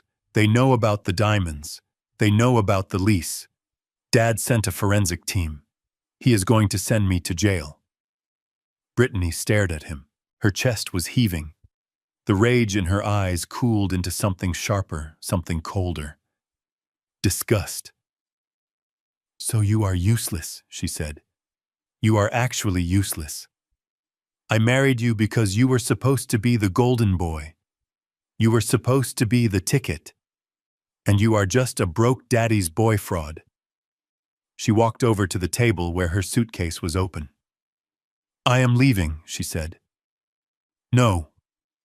Brandon scrambled up, grabbing her arm. "You can't leave. We are getting married in 2 days." "There is no wedding," she shrieked, pulling away. "How are we going to pay for it? With what money? The plaza will lock the doors. We can figure it out," Brandon pleaded. "Listen to me. The guests. Think about the guests. What about them? They are rich, Brittany. All of them. Your friends from the Hamptons. My investors. They are coming to give us gifts. Cash gifts." She stopped. Her hand hovered over a silk blouse she was about to stuff into the bag. Brandon saw the hesitation. He pressed his advantage. "Think about it," he said, his voice gaining a feverish intensity. "We have 200 guests coming. The minimum gift etiquette for a wedding like this is $500. Most of them will give thousands. Uncle Jerry, he always gives 10 grand. The venture guys, they give stock or cash." He grabbed her shoulders, looking into her eyes. "We could walk away with $100,000 in cash envelopes, Brittany. Maybe more. We just have to get through the ceremony. We just have to say the vows, cut the cake, and collect the box." I watched them on the screen. It was grotesque. They weren't talking about love. They weren't talking about commitment. They were planning a heist. They were calculating the return on investment of their own nuptials. 100,000, Brittany whispered. Her eyes narrowed. "Easily," Brandon said. "We get the cash. We pay off the immediate threats. And then we run. We take the honeymoon flight, and we don't come back. We go somewhere cheap. Bali, Thailand. We start over." Brittany looked at the suitcase. Then she looked at the shattered TV. Then she looked at Brandon. She was doing the math. She was weighing the risk of running now with nothing against the potential payout of faking it for 48 hours. "What about the venue?" she asked. "If we don't pay the balance tomorrow, they cancel. I will talk to Dad," Brandon lied. He was desperate. He would say anything to keep her. "I will beg him. I will tell him I signed the papers. I will tell him anything. I will get him to release just enough to open the doors. He won't let us be humiliated in front of New York society. He cares too much about the family name." He was wrong. I didn't care about the name. I cared about the truth. But Brittany didn't know that. She looked at him, and for the first time I saw a flicker of the old dynamic. She was the shark, and he was the chum. "You better be right," she hissed. "You better fix this, Brandon. Because if I put on that dress and walk down that aisle and there is no reception, I will kill you myself. I will." Brandon promised. "I will fix it. Just put the clothes back. Please, we are a team." Brittany looked at the golf club on the couch. "Fine," she said. 2 days. We get the cash. And then we leave this miserable city." She kicked the suitcase shut. "But you are sleeping on the couch," she spat. "You smell like failure." I leaned back in my chair in Montana, the cigar smoke swirling around me. They had taken the bait. They were going to stay. They were going to walk into the trap, willingly blinded by the promise of one last payday. They thought the wedding was their lifeboat. They didn't realize it was the anchor. I picked up my phone. "Goldman," I said. "Yes, Conrad." "They are staying. They think they are going to harvest the guests for cash and run." "Predictable," Goldman said. "Let them believe it," I said. "Do not cancel the venue publicly yet. Let them think the doors are open. Let them put on their tuxedos and their gowns. Let them gather their rich friends. And then I said, smiling into the darkness, when they are standing at the altar, waiting for their payday. We turn off the lights. I looked at the monitor one last time. Brandon was sweeping up the glass from the broken sculpture. Brittany was pouring herself a glass of wine from a bottle that likely cost $300. "Enjoy the wine," I whispered. "It is the last expensive thing you will taste for a very long time." The silence on the ranch was absolute, a sharp contrast to the chaos I knew was currently erupting 2,000 miles away in Manhattan. It was 10 in the morning on Friday. The sun was high over the Montana peaks, bathing my porch in a deceptive warmth. I sat in my rocking chair, a mug of black coffee in my hand, watching a hawk circle a field mouse in the distance. We were both hunters, that hawk and I. We both knew the value of patience. I checked my watch. The deadline for the final payment to the Plaza Hotel had passed exactly 2 minutes ago. The wire transfer I had scheduled to cancel the one Brandon was banking his entire social existence on had officially failed. I didn't have to wait long. My phone began to vibrate on the small wooden table beside me. It wasn't a ringtone. It was the sound of a lifeline being severed. It was Brandon. I let it ring 3 times. I took a slow sip of coffee. I wanted him to sweat. I wanted him to stare at the phone screen, praying that the father he had discarded would pick up and save him. On the 4th ring, I answered. "Hello," I said. My voice was calm, detached, the voice of a man who had already moved on. "Dad," Brandon screamed. His voice was a high-pitched frequency of pure terror. It wasn't the voice of a CEO. It wasn't the voice of a man. It was the voice of a child who had lost his mother in a crowd. "Dad, you have to help me, please. I am begging you." I leaned back in the chair. "What is it, Brandon?" I asked. "I am busy. I have fences to mend." "The Plaza," he shrieked. "They just called. The manager. He said the payment bounced. He said the account is locked. Dad, they canceled the wedding. They canceled it. They are locking the ballroom doors. They are taking down the flowers." I closed my eyes, savoring the image. I could see the staff at the Plaza, efficient and ruthless, rolling up the carpets and putting away the crystal. "That is unfortunate," I said. "Unfortunate," Brandon yelled. He was hyperventilating. "Dad, the guests are flying in. The investors are coming." "Brittany. Oh God. Brittany is going to kill me. She is in the other room trying to put on her dress she doesn't know yet. If I tell her the venue is gone, she will leave me. She will actually leave me." I stayed silent. I let his panic fill the empty space on the line. "Dad, fix it. You have money. I know you have money. Wire them $1 million. Wire them anything. Just get the doors open." "I cannot do that, son," I said slowly. "Why? Why are you doing this to me? I am not doing anything." I lied smoothly. "You and your wife called the sheriff on me yesterday. You tried to have me committed. My lawyers have advised me to freeze all activity until the investigation is complete. My hands are tied."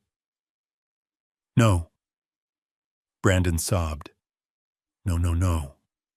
Dad, forget the lawyers. Forget everything. I am sorry. I am so sorry. Just pay the hotel. I will sign anything you want later. Just save me." He was bargaining with chips he didn't have. He was promising things he couldn't deliver. "I don't have access, Brandon," I said. "Goldman locked it all down. It will take weeks to unravel." There was a sound of glass breaking on his end of the line. He must have thrown something. "Then what do I do?" he whispered. "What do I do? I have 200 people coming to a wedding that doesn't exist." I took a puff of my cigar. This was the moment. This was the needle threading the eye. "Well," I said, my tone shifting, becoming thoughtful, almost helpful. "If you really want to get married, if it is really about the love and not the party—" "It is about the party," Brandon snapped. "But we have to have something. We have to have a place." I hesitated, letting the tension build. "I might know a place," I said. "A place, the Plaza, the Ritz." It is not a hotel, but it is available. And I know the owner. I think I can call in a favor and get you the space for free. Free, Brandon asked. Hope, pathetic and desperate, crept back into his voice. Where is it? Is it a loft? A warehouse industrial chic is very in right now. It is. Rustic, I said. Very authentic. Rustic. Like a barn. Barn weddings are okay. Brittany might go for a rustic upscale vibe. Where is it upstate? It is in Queens, I said. Queens. Brandon sounded horrified, but then desperation took over. Okay. Queens. Fine. We can spin it. We can say it is an edgy outer borough experience. What is the name of the venue?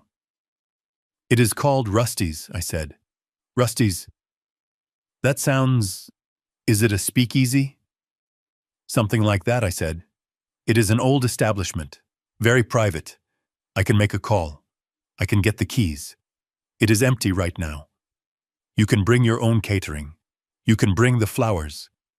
You just need to redirect the guests. Brandon was breathing hard. I could hear his brain working, trying to construct a lie that would sell this to Brittany. Okay, he said. Okay. We can do this. We can say the plaza had a gas leak. Yes, a gas leak. We had to move the venue last minute to an exclusive underground location.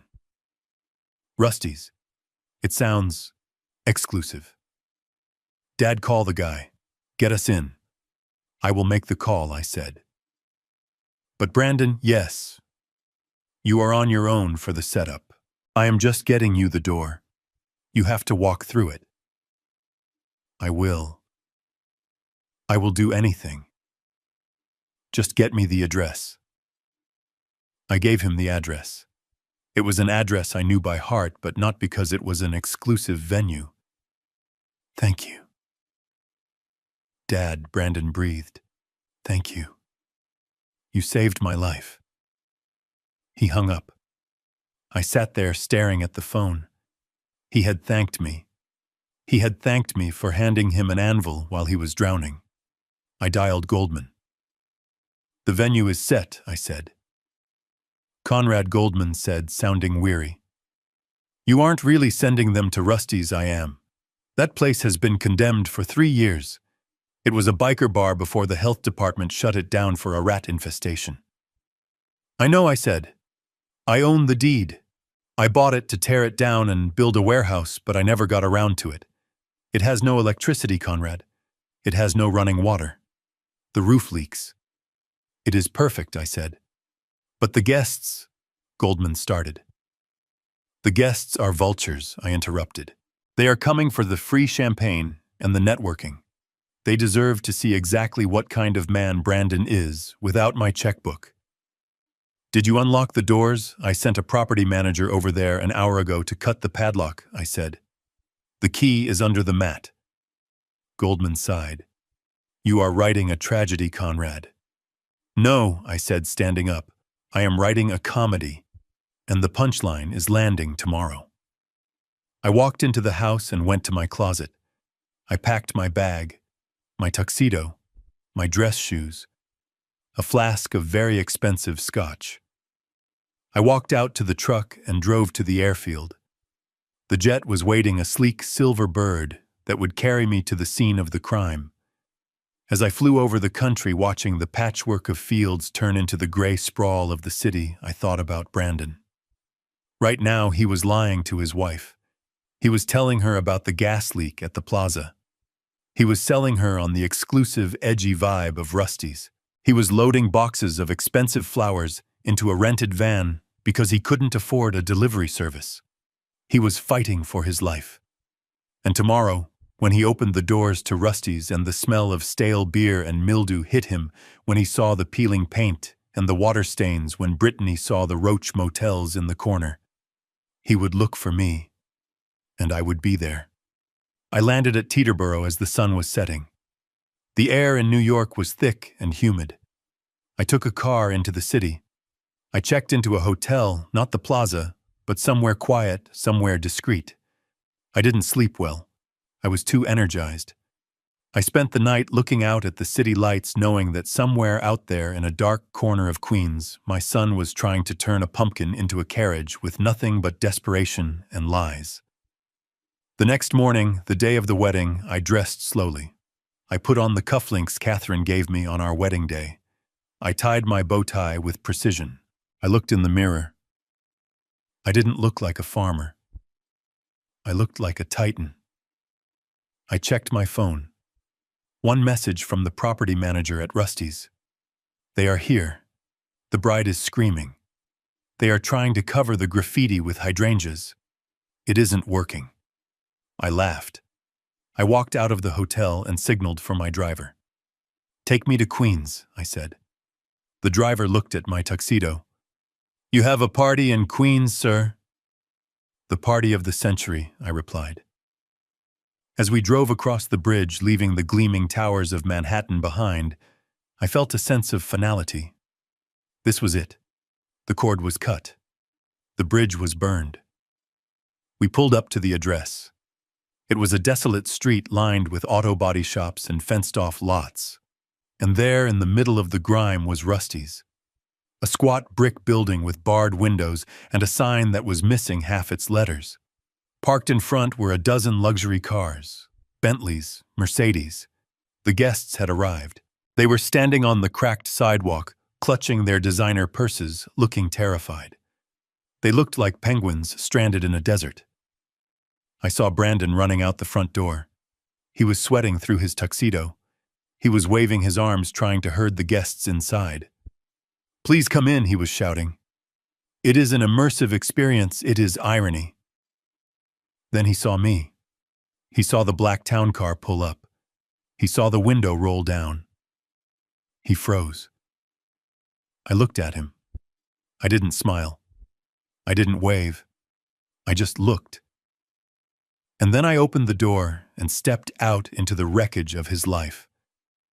I stepped onto the sidewalk, the soles of my shoes crunching on a mixture of broken glass and urban grit. The heat in Queens was oppressive, a physical weight that pressed down on the lungs, smelling of asphalt exhaust, and the distinct sour odor of rotting garbage from the overflowing dumpsters in the alleyway next to Rusty's. It was a smell that no amount of imported hydrangeas could mask.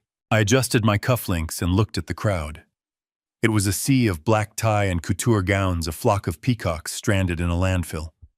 These were the people Brandon and Brittany had spent years trying to impress. Venture capitalists, trust fund kids, minor celebrities with major egos. They were huddled together near the entrance, trying to avoid touching the rusty chain-link fence that separated the venue from a scrap metal yard. Brandon rushed toward me. He looked like he was vibrating. His face was slick with sweat, his hair plastered to his forehead. Dad! He hissed, his voice a frantic whisper. You came. Did you bring the check? Did you bring the money?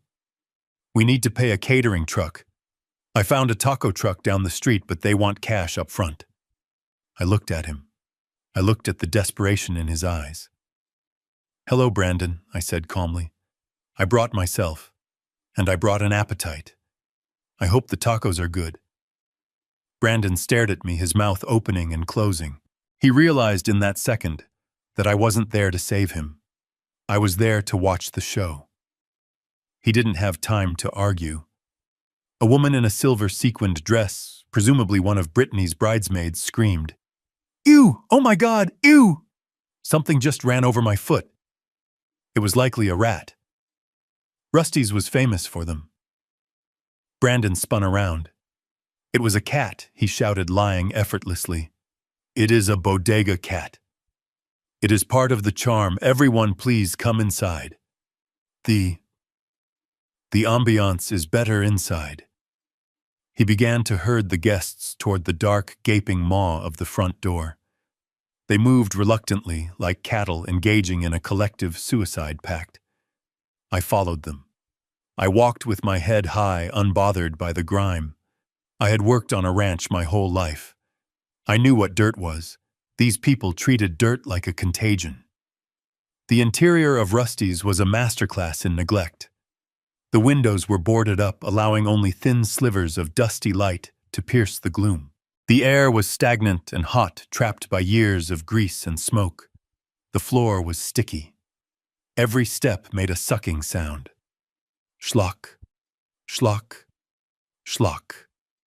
Brandon had tried. I had to give him that. He had draped white sheets over the old pool tables. He had placed vases of wilting white roses on the bar, which was still sticky with the residue of spilled beer from 3 years ago. He had even tried to cover the graffiti on the back wall, a particularly vulgar illustration, with a white trellis zip-tied to a pipe. But you cannot hide a corpse with a doily. At the far end of the room, standing on a makeshift riser, made of shipping pallets, was Brittany. I stopped. I drank in the sight. This was the woman who had demanded a royal aesthetic. This was the woman who had called me a peasant. She was wearing a Vera Wang custom gown that must have cost $20,000. It had a train that went on for 6 feet, and that train was currently dragging through a puddle of dark, viscous motor oil that had leaked from the ceiling. The hem of the dress was black. The lace was ruined. She looked like a swan that had crash-landed in an oil spill. She wasn't crying. She was past crying. She was in a state of catatonic shock. Her eyes were wide, staring at the door as the guests filed in, her face a mask of frozen horror. She was holding a bouquet of flowers so tightly, her knuckles were white. Beside her stood her mother, Veronica. Veronica was fanning herself with a paper plate, looking as if she had just smelled raw sewage, which, given the plumbing situation at Rusty's, she probably had. I moved to the side of the room, leaning against a pillar that didn't look structurally sound. I wanted a good view. The guests began to murmur.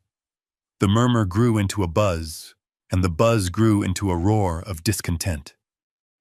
"There are no chairs," a man in a tuxedo complained loudly. "Where do we sit?"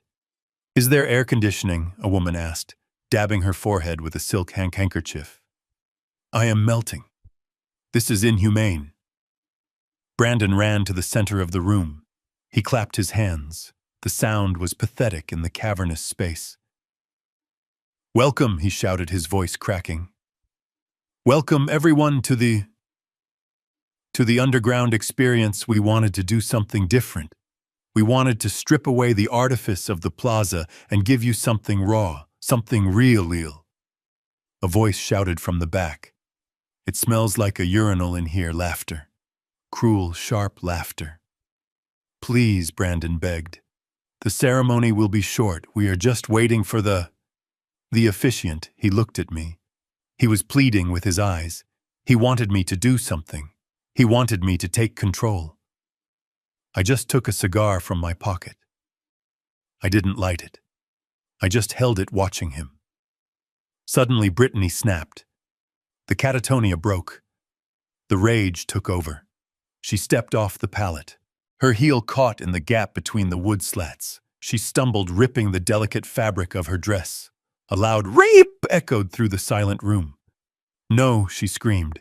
She yanked her foot free, leaving the shoe wedged in the pallet. She stood there, one shoe on, one shoe off, unbalanced and unhinged. "Brandon," she shrieked. "Fix this. Get them drinks. Get them something. They are staring at me. I don't have the drinks yet." Brandon stammered. The truck is late." "There is no truck," she yelled. "You promised me champagne. You promised me a string quartet. Where is the quartet?" There was no quartet. There was a Bluetooth speaker sitting on the bar, playing a Spotify playlist that was buffering due to the bad signal in the metal building. The crowd was turning. I could feel it. The initial confusion was hardening into anger. These were people who valued their time and their comfort above all else. They had been dragged to Queens in a heat wave for a wedding that looked like a crime scene. "This is a joke," said Julian Vance. I turned. There he was. The man Brittany had called. The man she tried to run to. He was standing near the door wearing a white linen suit that was glowing in the gloom. He looked bored. He looked disgusted. Julian Brittany cried out, spotting him. She limped toward him, dragging her oil-stained train. "Julian, you came. You have to help me, get me out of here." Julian looked at her. He looked at the dress. He looked at the oil stain. He looked at the sweat dripping down her face. He didn't see a prize anymore. He saw a liability. "I came for the hard drive," Brittany Julian said coldly. "You said you had the client list. I do, I have it. It is in my bag." "Just take me to the jet," Brandon stepped in front of her. "What?" he asked. "What jet, Brittany? Who is this guy?" "Out of my way, loser!" Brittany spat at him. She pushed Brandon. He stumbled back, crashing into a table. The vase of flowers fell over, spilling water onto the floor. Julian laughed. It was a cruel sound. "She called me yesterday, Brandon," Julian said, enjoying the moment. "She offered to sell me your company data in exchange for a ride to Miami. She was leaving you before you even got to the altar." The room went silent. The guests gasped. This was better than a wedding. This was a public execution. Brandon looked at Brittany. He looked like a dog that had been kicked by its master. You were going to sell me out," he whispered. "After everything I did, after I built this experience for you, she screamed, gesturing around the rotting room. "This isn't an experience. This is a dump. You are a fraud. Brandon, you have no money. You have no company. You are nothing. And your father is a psycho who locked us out," she pointed at me. "Him," she yelled. "It is all his fault. He has millions. He could have paid for the plaza. He did this to humiliate us." All eyes turned to me. I pushed off the pillar. I walked into the center of the room. The crowd parted for me. I didn't look like a psycho farmer. I looked like the only person in the room who knew exactly what was happening. I stopped in front of them. Brandon on the floor in a puddle of flower water. Brittany one-shoed and manic. Julian smirking in his white suit. "I am Conrad Sullivan," I said. My voice filled the room without shouting. "And she is right. I did do this." I looked at the guests. "I did this because my son is a thief," I said. Murmurs. Shock. Phones were out. Everyone was recording. "He embezzled $4 million from my trust fund to buy your friendship." I continued looking around the room. The dinners. The trips. The gifts, stolen money. I looked at Brandon. "And I did this because his fiancée is a corporate spy who tried to sell that stolen property to a competitor." I looked at Julian. "And you, Mr. Vance, you are trespassing on my property, and you are soliciting stolen goods." Julian's smirk vanished. "Your property?" he asked. "I bought this building 5 years ago," I said. "And I believe the police are very interested in the hard drive Brittany is carrying." The sound of sirens cut through the air. Not in the distance. Close, right outside. Blue and red lights flashed through the boarded-up windows, strobing across the faces of the terrified guests. I checked my watch. "Right on time," I said. The front doors burst open. But it wasn't the caterer. It was the NYPD. And behind them, a team of men in suits with federal badges. "Nobody move!" a voice shouted. "This is a federal raid," panic erupted. The guests screamed. The socialites scrambled, trying to hide their faces from the cameras. Brandon looked at me. He looked at the police. He looked at the ruins of his wedding. "Dad," he whispered. I looked down at him. "I told you I was bringing a date," I said. I turned and walked toward the door, lighting my cigar as I went. The smoke mingled with the dust and the despair. The wedding was over. The funeral had begun. The sound started as a low vibration in the soles of my shoes, shaking the loose gravel of the parking lot, before exploding into a deafening roar that drowned out the sirens and the screaming. The sky above Queens, usually a haze of gray smog, was suddenly torn apart by the sleek black silhouette of a Bell 429 helicopter. It banked sharply over the scrapyard, its rotors churning the humid air into a violent hurricane. Inside Rusty's, the vibration knocked the cheap vases off the bar. The guests, already terrified by the police raid, covered their ears and huddled against the peeling walls. I walked out through the double doors, stepping into the chaotic wind tunnel of the landing zone. The downwash hit the makeshift wedding venue like a physical blow. The white sheets Brandon had draped over the picnic tables outside were ripped away, tumbling like surrender flags across the dirty asphalt. The paper napkins, the plastic cups, the fake flower petals. Everything was swept up into a vortex of debris, stripping away the last pathetic layer of the illusion Brandon had tried to build. The helicopter touched down right in the center of the lot, crushing a bed of weeds. It didn't look like a rescue vehicle. It looked like a weapon. The door slid open before the rotors even slowed. I stood there, my tuxedo jacket whipping in the wind, watching my cavalry arrive. But these weren't soldiers. They were far more dangerous. Goldman stepped out first, clutching a leather briefcase to his chest. Behind him came three men in dark suits, their expressions unreadable, their eyes hidden behind aviator sunglasses. These were not the local police. These were the forensic auditors from the Department of Justice and the federal prosecutors I had spent the last 24 hours coordinating with. The police officers who had secured the perimeter stepped back respectfully. They knew rank when they saw it. Brandon and Brittany stumbled out of the warehouse, pushed forward by the officers clearing the building. They looked like refugees from a disaster zone. Brittany's dress was ruined, the oil stain now covered in dust, her hair a bird's nest of tangles. Brandon was missing a shoe. They stopped when they saw the helicopter. They saw me standing next to the men in suits. They saw Goldman hand me a thick file. The silence that followed the shutdown of the engine was heavy, suffocating. It was the silence of a guillotine blade hanging at the top of its arc. I walked toward them. The gravel crunched loudly under my feet. The guests filtered out behind them, watching in morbid fascination, their phones recording every second of the downfall. I didn't yell. I didn't need to. The wind had stopped, but the storm was right here in my hand. This, I said, holding up the file, is the end of the road. Brandon shook his head, tears streaming down his face, mixing with the grime.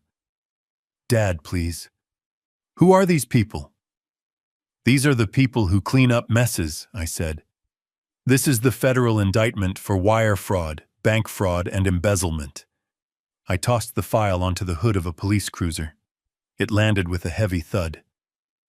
Goldman stepped forward. His voice was dry, professional, devoid of any pity. Mr. Sullivan, Mrs. Sullivan, the assets of Phoenix have been seized. The personal accounts have been liquidated to pay creditors. The lease on the penthouse is voided. You are currently trespassing on private property, and you are in possession of stolen corporate data. Brittany let out a sound that was half laugh, half sob. She looked at Julian Vance, who was currently being handcuffed by an officer near his Bentley. Her escape route was closed. Her golden parachute had failed to open. You can't do this, she whispered. We are famous. You are infamous, I corrected her.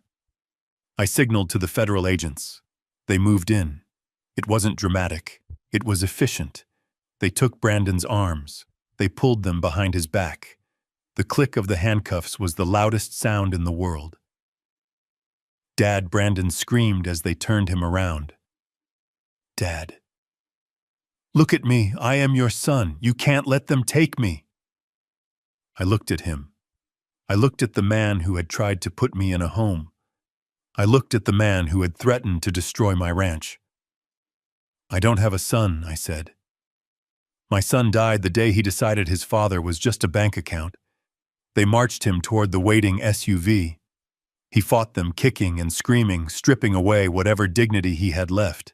Brittany didn't fight. She went limp. As the female officer handcuffed her, she looked at me. Her eyes were dead. The ambition was gone, replaced by the terrifying realization of a future spent in a cell. "Nice tuxedo, Conrad," she mumbled as they led her away. "Thank you," I said. "It cost $5,000. I watched them go. I watched the police cars flash their lights and roll out of the lot, taking the garbage with them. The guests began to scatter, running for their cars, desperate to distance themselves from the blast radius. Goldman stood beside me. "It is done," he said. "Yes," I said. "It is done." I looked at the helicopter. The pilot was waiting.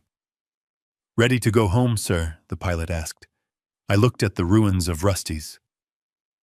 I looked at the Queen's skyline. "Yes," I said. "Take me to Montana. I have apple trees to prune." I climbed into the helicopter. I didn't look back. As we lifted off, rising above the grit and the noise, I felt a profound sense of peace. The aesthetic was restored. The ledger was balanced. And I was finally truly free. I stepped onto the stack of shipping pallets that served as the altar. The wood creaked under my weight, a dry, snapping sound that echoed in the silence of the warehouse. I looked out at the sea of faces. The socialites, the investors, the friends who were only friends when the champagne was flowing. They were staring at me with a mixture of terror and hunger. They knew the wedding was dead. They were just waiting to see where the bodies would be buried. I adjusted the microphone stand. It was a cheap plastic thing taped together with duct tape. I tapped the mic. Thump, thump. The sound boomed through the Bluetooth speaker on the bar, distorted and harsh. "Ladies and gentlemen," I said. My voice was calm, the voice of a man reading a quarterly earnings report that would bankrupt a competitor. "I apologize for the change in venue. My son promised you the plaza. He promised you a royal aesthetic. Instead, he gave you this, a condemned building filled with rat poison and lies." I looked down at Brandon. He was standing near a puddle of oil held in place by 2 federal agents. He was shaking. He looked small. He looked like a child who had broken a vase and was waiting for the belt. "But do not blame the venue," I continued. "This building is honest. It is exactly what it appears to be, a ruin. My son, however, is not." I held up the thick file Goldman had given me. "You all know Brandon as a tech visionary," I said. "You know him as the CEO of Phoenix. You know him as a self-made man who drives a Porsche and lives in a penthouse overlooking the park." I opened the file. I pulled out a stack of spreadsheets. "But Phoenix is not a company. It is a checking account. And it is not his. It is mine." I tossed the pages into the air. They fluttered down like confetti, landing on the dirty floor, on the guests' shoes, on Brittany's ruined dress. "For 3 years, Brandon has not sold a single unit of software," I said. "Not one. Instead, he has sold you a story. And he paid for that story with $4 million he embezzled from the Sullivan Family Trust." A gasp went through the room. I saw an investor in the front row, a man I recognized from the club, turn pale. He checked his phone, likely realizing his portfolio had just taken a hit. The diamonds on his wife's finger. Stolen money. The lease on the apartment, stolen money. The deposit for the plaza that bounced yesterday. Stolen money. I looked at Brandon. "You wanted to be a big man's son," I said. "You wanted to be a king. But a king provides. A thief just takes." Brandon began to sob. It was a wet, ugly sound. "Dad, stop," he pleaded.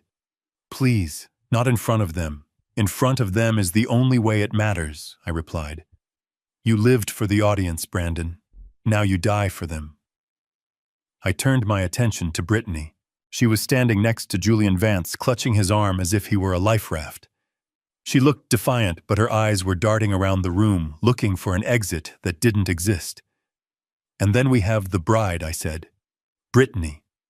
The influencer. The woman who demanded a royal wedding because she believed she was marrying a prince. I reached into my pocket and pulled out my phone. I held it up to the microphone. Brittany thinks she is a victim here, I said. She thinks she was tricked by a broke husband. But Brittany is not a victim.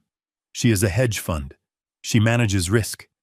And yesterday, when she realized the market was crashing, she tried to short the stock. I pressed play. The audio from the penthouse bug blasted through the speaker. It was crystal clear. I can't marry him, Julian. I can't tie myself to a loser who is about to be indicted for fraud. I know where Brandon keeps his client lists. I can bring that with me. A little dowry. The recording played on. The guests listened to her offer to sell corporate secrets. They listened to her agree to leave her fiancé at the altar for a seat on a private jet. They listened to her cold transactional calculation of my son's worth. When the recording ended, the silence in the room was absolute. It was heavier than the heat. It was the silence of a social execution. Brandon looked at Brittany.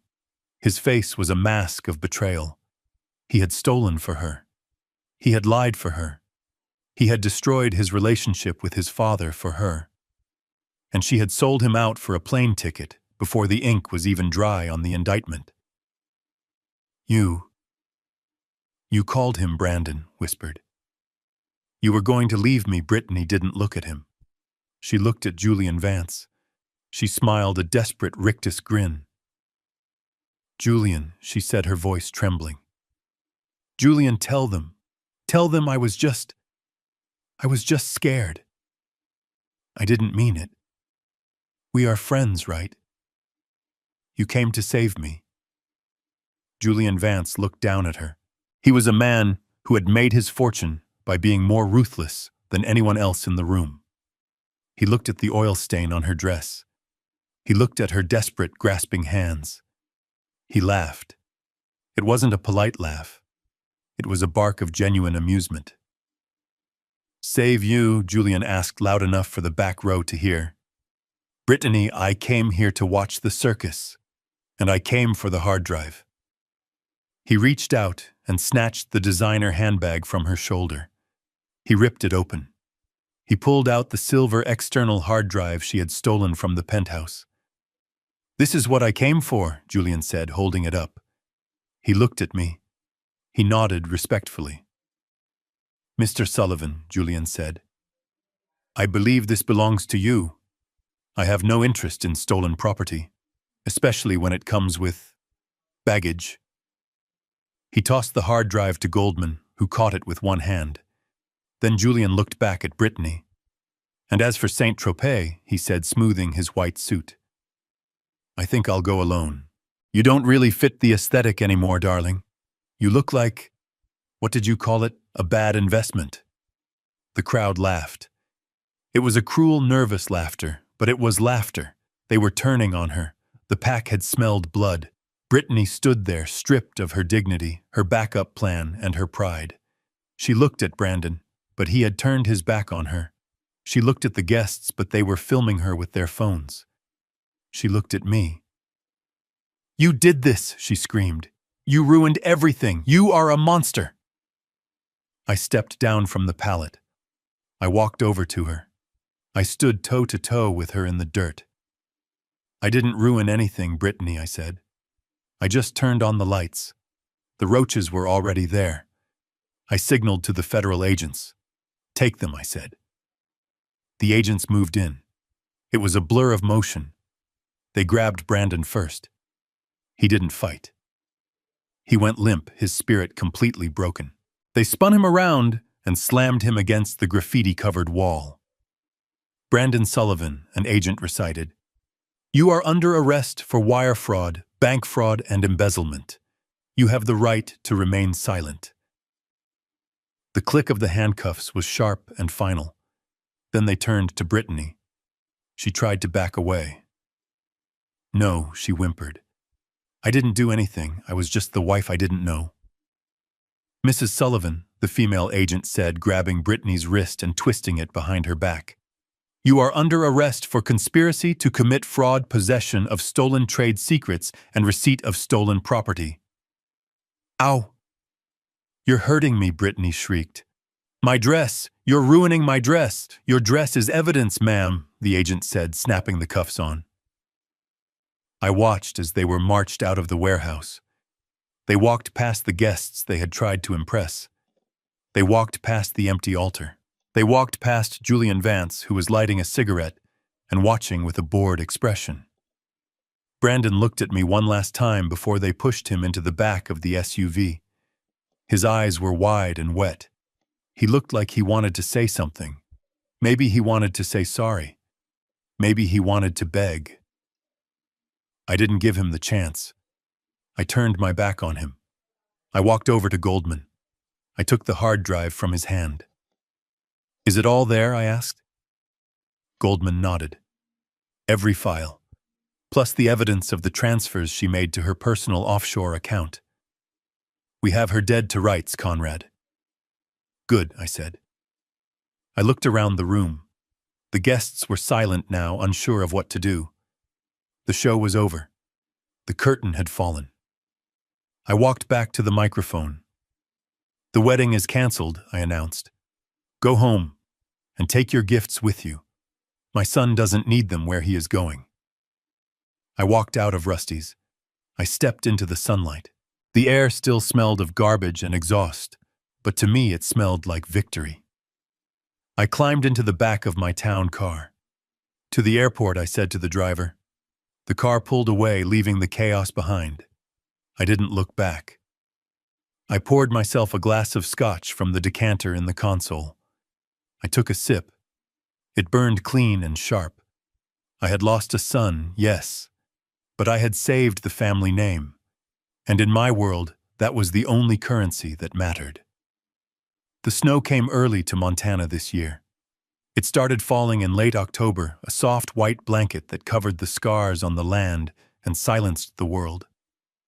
I sat on my porch, wrapped in a heavy wool coat, watching the flakes drift down. The air was crisp and clean, smelling of pine and wood smoke. It was the smell of peace.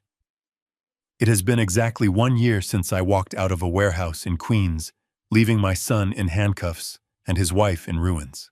The mail carrier, a young man who drives his route with a tenacity I admire, had just left. He dropped a single envelope into the box at the end of the driveway.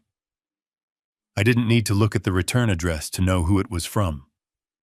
The paper was cheap, the handwriting cramped and desperate. It was the monthly missive from the Federal Correctional Institution in Otisville.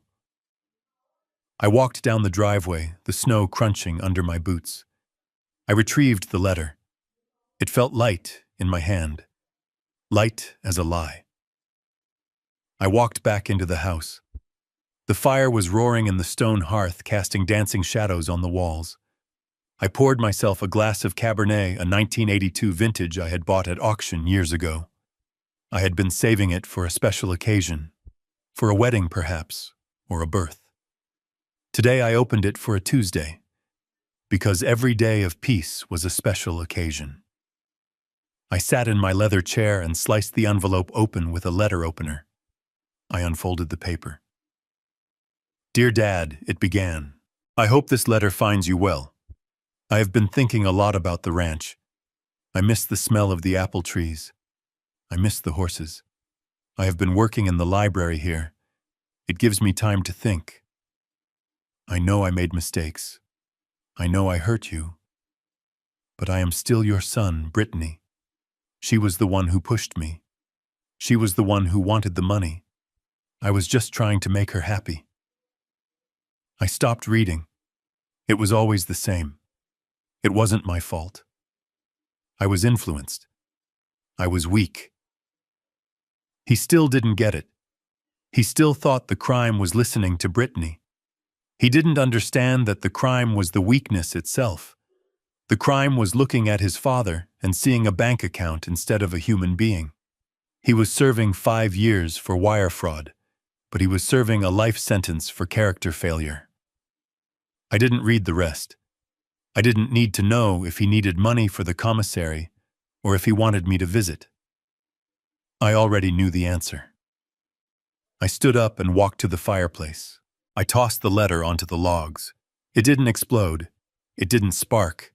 It just curled up, turning brown, then black, then ash. The words disappeared. The pleas for forgiveness vanished up the chimney. I took a sip of the wine. It was complex, earthy, with notes of cherry and leather. It tasted like history. I thought about Brittany. Goldman had given me an update last week.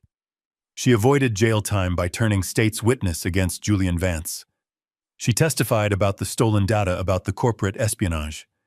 Julian was currently awaiting trial on federal trade secret charges. Brittany was back in Ohio living with her parents. She was working as a hostess at a chain restaurant. Her Instagram account had been deleted. Her brand was dead. She was just another girl who flew too close to the sun and melted her wings. I didn't feel pity. I didn't feel satisfaction. I felt nothing. They were just characters in a book I had finished reading. I looked around the room. The vase Catherine had made was gone, replaced by a simple clay pot I had bought at a local market. The dust was gone. The noise was gone. The ranch was thriving. Without the financial drain of Phoenix, without the black hole of Brandon's lifestyle sucking away the capital I had reinvested in the land. I had bought the neighboring parcel, the one with the stream. I had hired 2 new hands to help with the cattle. The developers from Texas had called again last month.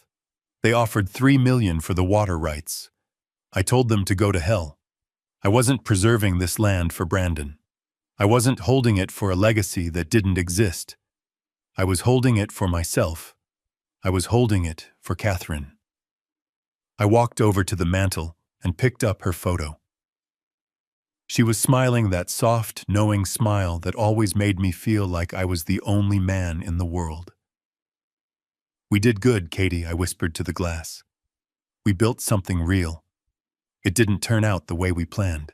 The fruit fell far from the tree, but the tree is still standing." I sat back down and watched the fire burn down to embers. People ask me if I am lonely.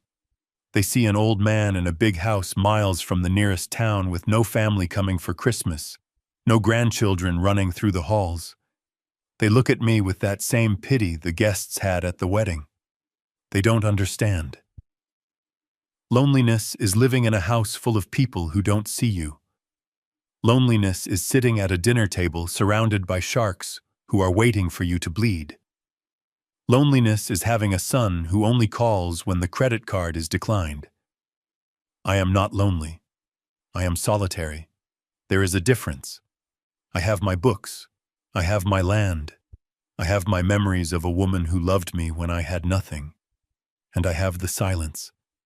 The glorious, expensive, hard-earned silence. I finished the wine. I set the glass down on the table. I stood up and walked to the window. The snow was falling harder now, erasing the world outside, turning the ranch into a white void. Tomorrow I would have to plow the driveway. I would have to break the ice on the water troughs. I would have to feed the cattle. It was hard work. It was honest work. And it was mine. I turned off the lamp. I walked up the stairs to my bedroom. I didn't check my phone. I didn't check the markets. The ledger was balanced. The debts were paid. I closed my eyes, and for the first time in a year, I didn't dream of weddings or lawsuits or screaming matches. I dreamed of apple trees and the sound of them growing in the dark. In the end, the greatest inheritance a parent can leave isn't a trust fund. It is character. I spent a lifetime building a financial empire, but I nearly bankrupted my soul by enabling a son who valued the wallet over the man holding it. True wealth isn't found in the cars you drive or the parties you throw. It is found in the integrity you keep when the lights go out. We cannot save people from their own choices, even our own children. Sometimes the most loving thing a parent can do is let their child fall so they can finally learn how to stand on their own 2 feet. If you believe that respect must be earned and never bought, hit that like button and subscribe for more stories of justice served cold.